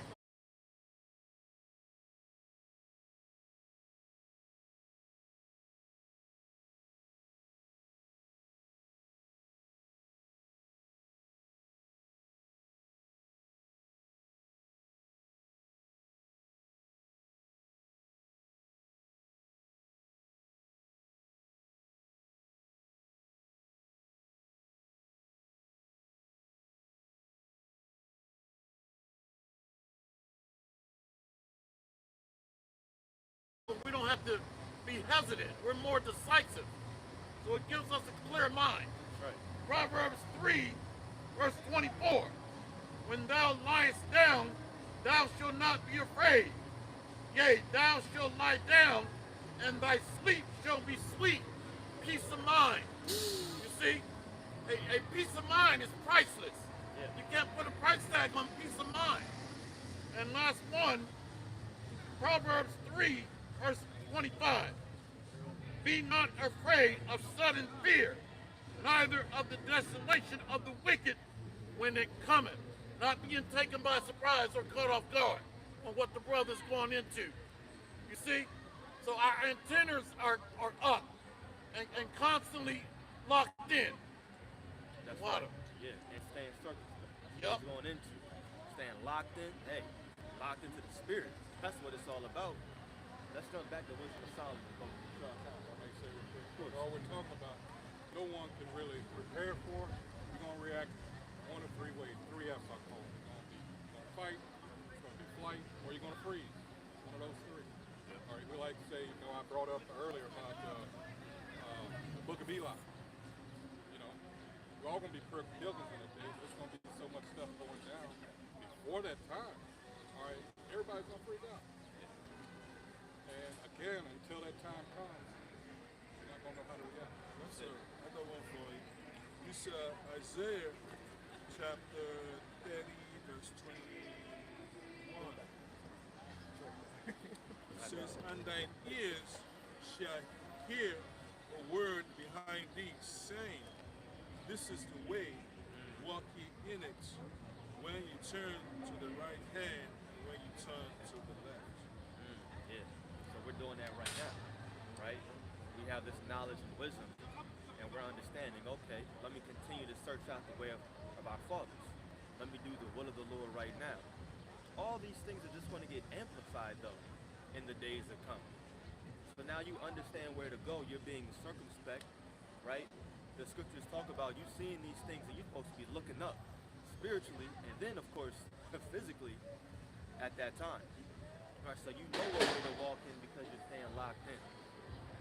You know the Lord is telling you, all right, hold on. You got all these people going over there. It don't really look right. Let me go over here, right? Let me do this. Let me not follow this multitude, right? More than likely something evil is going on over there.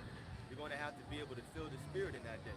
But, don't worry, don't fret, don't think too hard on it, because the Lord is going to aim things on our mind. Like, we say these things now, but when I get home, I may look at my bank account and think about the rent coming out. You know what I'm saying? And that's going to be on my mind. You're not going to be thinking about that in the days to come. You're going to be thinking about, where do I lay my head, and how do I get something to eat? But the Lord, He got that taken care of. All of that. All right. Now let's go back. I got one for extra. God. So this Jeremiah chapter 10, verse 23. Oh Lord, Yes. I know that the way of man is not in himself. It is not in man that walketh to direct his steps. Yeah, to direct his own steps. Meaning what? You gotta trust in the Lord.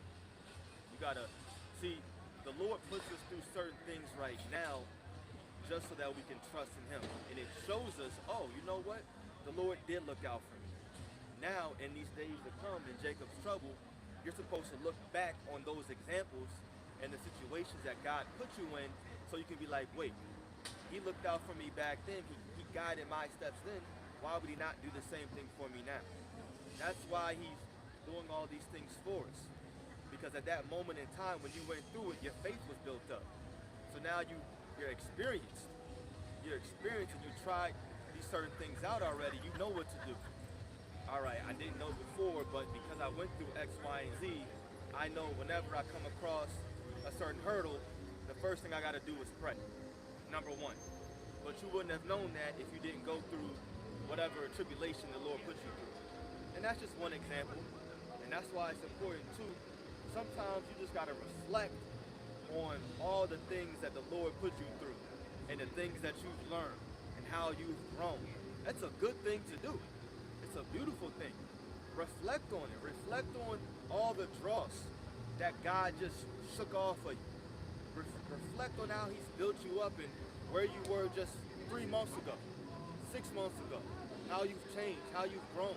You see, these are all different qualities and traits that the elect, certain things that the elect are going to have in them. That's why you have something called the fruits of the Spirit, right? Love, joy, peace, goodness, and kindness, certain things like that. The Lord is just building us up to keep believing in him in these days to come. Go ahead, bro. This is Hebrews 10 and 32 and 33 in the AMP.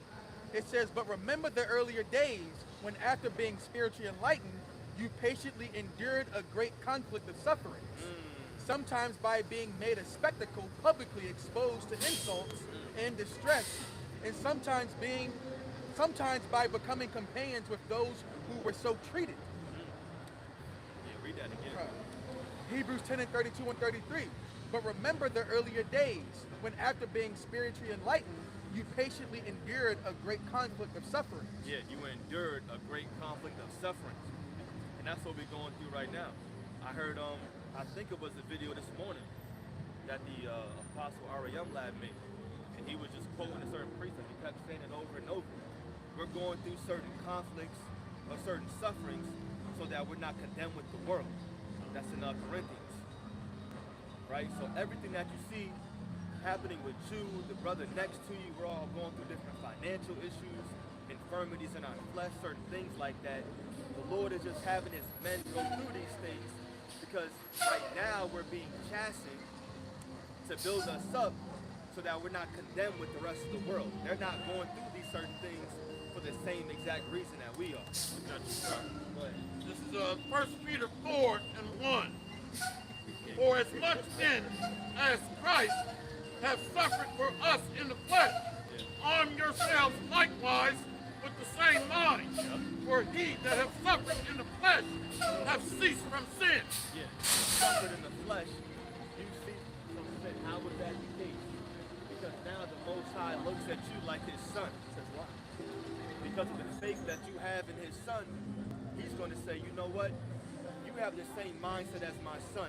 And you're suffering just like I put him through, you're going through the same exact thing. You know what? A kingdom is prepared for you. That's what it's all about. Man, it's all about just making it to the end. That's got to be your number one goal. What do I need to do to receive salvation? Ain't nothing else more important. So you got to have the same exact mindset as Yahweh Shai. He suffered, and like the scriptures say, the servant is not greater than the master. So if Yahweh Shai suffered, and that's who the world calls Jesus Christ, his real name is Yahweh Shai, if he suffered and we're his servants, we got to go through the same thing. But like one of my favorite precepts in the book of Luke 22, it says, look, if you follow me in the regeneration of the Son of Man, you're going to sit on thrones, judging the 12 tribes of Israel. That's what it's all about. Enduring and making it to the end. The number one thing on your mind has to be, what do I need to do to receive salvation? And anything else, it's on the back burner. It don't matter what it is. I gotta get to camp. I gotta be there at a certain time. I gotta make my videos. I gotta do a certain amount each week. I gotta check in with the brothers. I gotta make sure they good. I gotta call somebody, lock in, do something. I gotta make it to Sabbath service. My girl trying to stop me. My kid, he always want me to child, trying to talk to me all the time. Distractions. Ain't nothing but distractions in this life. that's just Satan trying to put shit in your way to pull you into this ministry. And you got to give Satan a big fuck you. And you got to keep moving forward. Go ahead, Aaron. This is, I forgot what you call it, but Luke 22. I'm going to start from 28. It says, ye are they which have continued with me in my temptations. Yeah. And I am appointed unto you a kingdom, as my Father hath appointed unto me. Yeah, is that not something to fight for? I mean, damn. A kingdom. Can you imagine? Like, you raise up in this world and, you know, you make $1 million and you feel like you're on top of the world. Okay. But $1 million, having $1 billion, that's going to be like living as a peasant in the kingdom of heaven. Imagine having $1 billion. You're a king in this world. You got $2, $3, $4, $5 billion. That's going to be poor in the kingdom of heaven. Now, the scriptures talk about how we're going to have different, chariots above our castles, sidewalks, streets made of gold, castles. Yeah, we're going to have castles. That's what a true kingdom is. And that's what we're fighting for. You see, the world thinks that's impossible. They look at that and they like, that's made up. No, you just don't know the scriptures. you don't know where to find it, but we can find it. We know where it says. Like the scriptures say, in my Father's house are many mansions. We know what that's talking about. The world sees that and they're like, oh, it sounds good. There are many places to go. That's it. Nah, they don't realize that's talking about the outermost atmosphere. There's many different planets, different galaxies, so many things to observe and look at. And the earth is going to be expanded. Israel is going to be expanded. Man, there's too much to look forward to. There's not enough time to even talk about it. Go ahead. Luke 22 and 30, that ye may eat and drink at my table in my kingdom, and sit on the thrones judging the 12 tribes of Israel. Yeah, meaning you're judging the entire world. That's what that's going into. Because if the world was given to Israel, and you're judging the 12 tribes of Israel, that means you're sitting on top of the world. You're judging everything. And that's what we're being set up to do right now. We're being set up right now to understand good and evil, and we can understand what it means to forsake the Lord's ways, right? To not trust in Him, to not go forth with His laws, statutes, and commandments, now being put up under Esau, Edom. A man that says that his own ways are right. He has his own constitution. He has his own laws, statutes, and commandments that he looks forward to. Now we know we can look at that and say, nah, that's not right. That's not good. So when the kingdom to come, when we have those new bodies and we're finally changed, then we can say, yeah, nah, we know how to set up order now. You go here, Moab, and nah, you don't do this no more. You make sure X, Y, and Z goes down, and you report it at the end of the day. You go here and, you let us know. It's Micah chapter 4, verse 8. And thou, O tower of the flock, the stronghold of the daughter of Zion, unto thee shall it come. Even the first dominion, the kingdom shall come to the daughter of Jerusalem. Yeah, that's what we're looking forward to. See, the thing is the first dominion. That's the most important thing, which is what? Making it. You're making it the first round. Who's trying to come back to the loins of the elect? No, you're trying to be the elect. You're trying to make it to the kingdom of heaven by way of chariot. You see, you can't have that YOLO mindset. Like, I'm going to just live it up right now. You telling me all Israel's going to be saved? Oh, bet. So I can just do whatever I want right now and live it up and I'm going to still be in the kingdom? Technically, yes. You can if you want to. If that's the route you choose, then great. But we want to be a part of that first dominion. Meaning we want to make it to the kingdom by way of chariot. We're trying to get these spirits translated into a chariot and avoid this destruction. Y'all be saying these tough guy things like only God can judge me. You have no clue about the judgment of the Lord. What He's about to do. How that fire is going to feel. Bro, the Lord is really going to burn certain people with the fire from a chariot. Can you imagine what the hell that is like? I mean, the fire from a nuclear missile is probably already crazy. But now you about to feel the fire from a chariot. Who the hell wants to feel the fire from a chariot? And y'all talk about only God can judge you. Yeah, when you stay over there with that mindset, you stay away from me. Yeah, keep reading that up. Go back to what you read. I think there was more on it, right? Hebrews? No, there wasn't. 17. Yeah, let's go back. Wisdom of Solomon, chapter 17, verse 4. You're late now. For neither, want to hear something else? Nah, go ahead, he don't. For neither might the corner that held them keep them from fear. Yeah. For noises as of waters falling down sounded about them. Yeah. And sad visions appeared unto them with heavy countenance. Yeah. Keep going. Verse 5. No power of the fire might give them light. Yeah. Neither could the bright flames of the stars endure the light that horrible night. Yeah, man. Imagine how dark that has to be. That's dark as hell. You try to light a fire, you can't do it. You can't light the fire because it's just so dark. You think the fire not there. Nah, the fire's there. You just don't see it. The Lord can do something like that again. Remember, this is spiritual Egypt. What's up, bro?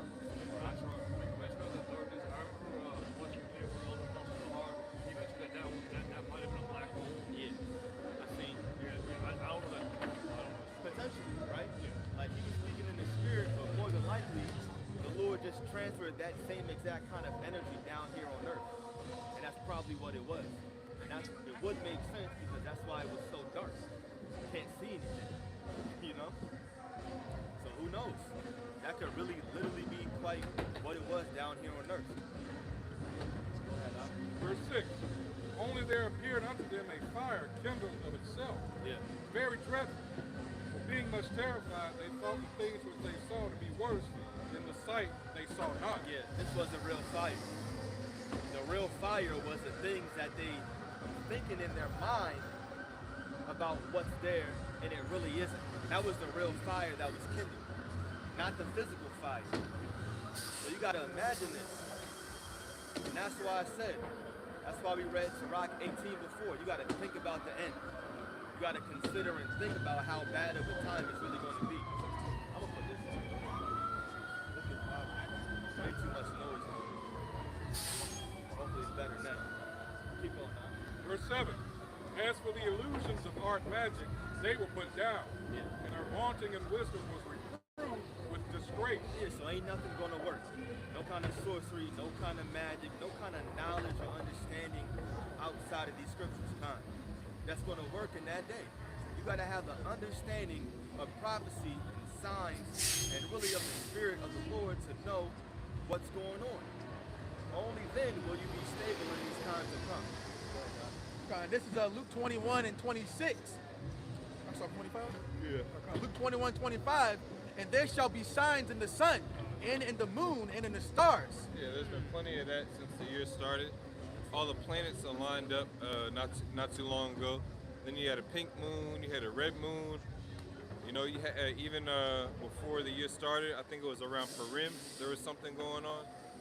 So go ahead.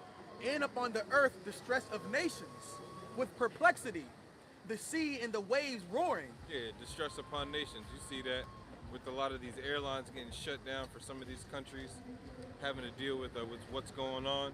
You got Trump, the U.S. sending their the envoys over to Pakistan to meet up with Iran, like that's going to do anything.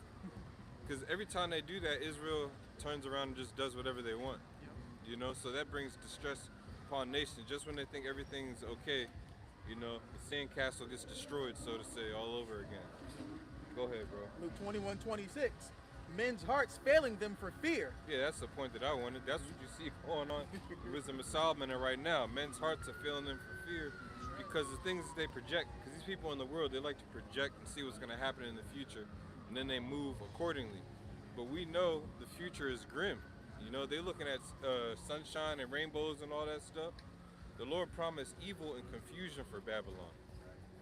So when you go out and you look in their vision, if I get Zechariah 14 and 12 as well, when it talks about their eyes shall melt away in their holes, that's going into the things that they foresee as well in the spiritual sense. What do you got planned for the future?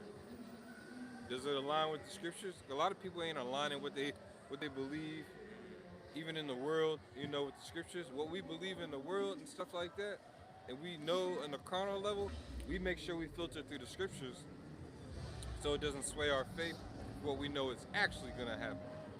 People don't do that. Let me get to Zechariah 14. This is Zechariah chapter 14, verse 12. And this shall be the plague wherewith the Most High will smite all the people that have fought against Jerusalem. Their flesh shall consume away while they stand upon their feet. Yeah, read that again from the top. That's a good point in the beginning. Go ahead. This is Zechariah chapter 14, verse 12. And this shall be the plague wherewith the Most High will smite all the people that have fought against Jerusalem. Right, showing you again that the Lord only cares about his people. He didn't say all the people that fought against Basra or all these other different nations and stuff like that. He said Jerusalem, which we're a city, we're a people before we're a place. Go ahead. Their flesh shall consume away while they stand upon their feet, Yep. and their eyes shall consume away in their holes. Right, meaning what they foresee. That's why a lot of these people who they call themselves coming into the truth, their vision is off. We know it's off because they're no longer here.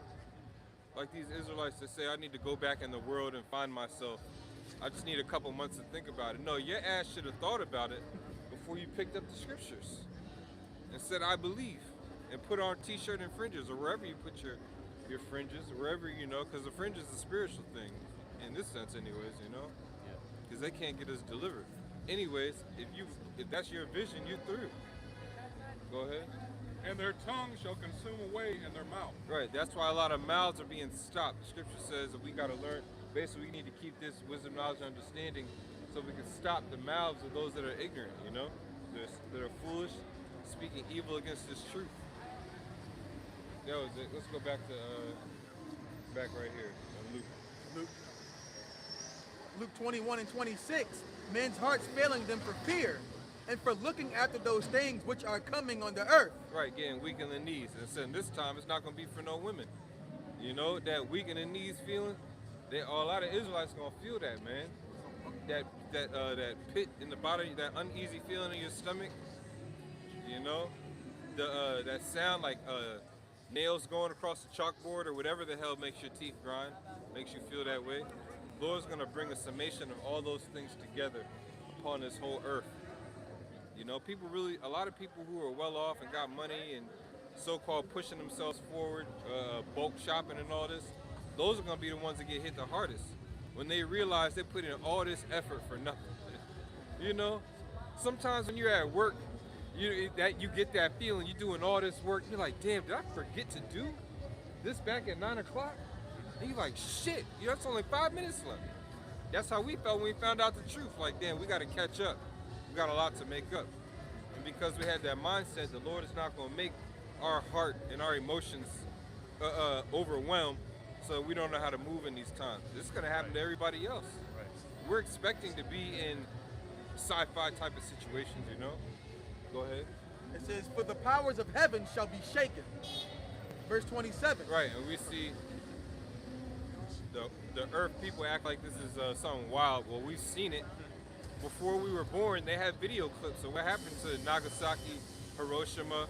They show you how they test their weapons way out there in the ocean, jacking the earth all up. That's why the Lord, if I can get Revelation 11 and 18, that's why the Lord says he's going to destroy them for doing all these things.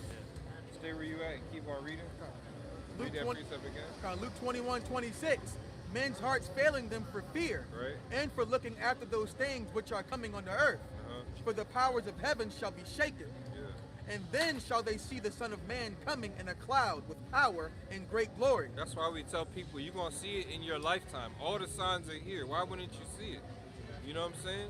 You see a woman, her belly's way the fuck out there. It's like, oh, she's about to be pregnant. You know? Somebody get her ass to a hospital. That's what's going on with Babylon. That's how the Lord has likened this place metaphorically to a woman who doesn't stand a chance. Except Babylon's gonna burst, you know.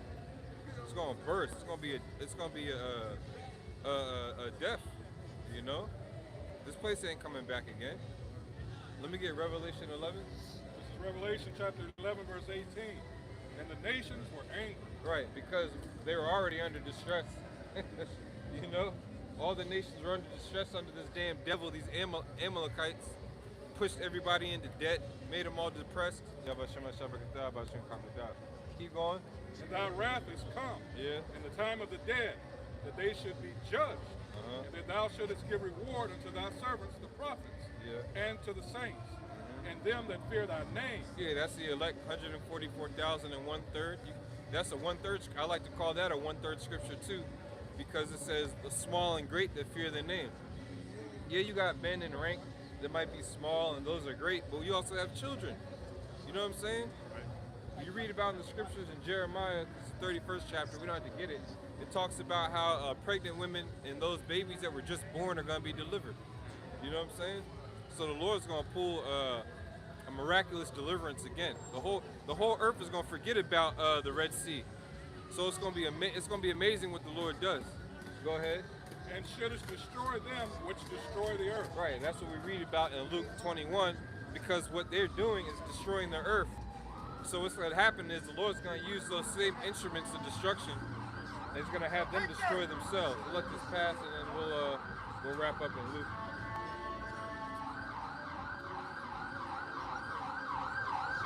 Sound of the beast.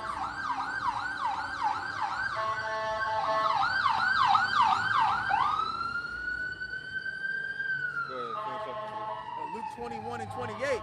And when these things begin to come to pass, then look up and lift up your heads, for your redemption draweth nigh. Right, and that's why I was listening. The brother said, we looking up spiritually, but eventually we have to look up physically, because you might be in a situation where you just get zapped off the earth and translated. You know, you're in a sticky situation, and the Lord just call you up, like Psalms 91 and 4. The angel shall bear thee up in thy hands. Because we're in dire straits, man, and we're praying that the Lord keeps the spirit on us, and we keep fighting so that we can meet that moment when we do look up, if that's how it's written for us, to get delivered. All right? Why does this nigga keep on honking, man? What the fuck? So with that, we're going to panya hakwadam and give all praises to our power. Yahweh, Ba'ashem, Yahweh Shai, Ba'ashem, Kakwadash. Shalom to the hopeful elect. Double honors to our elders and apostles, a great millstone. Shalom.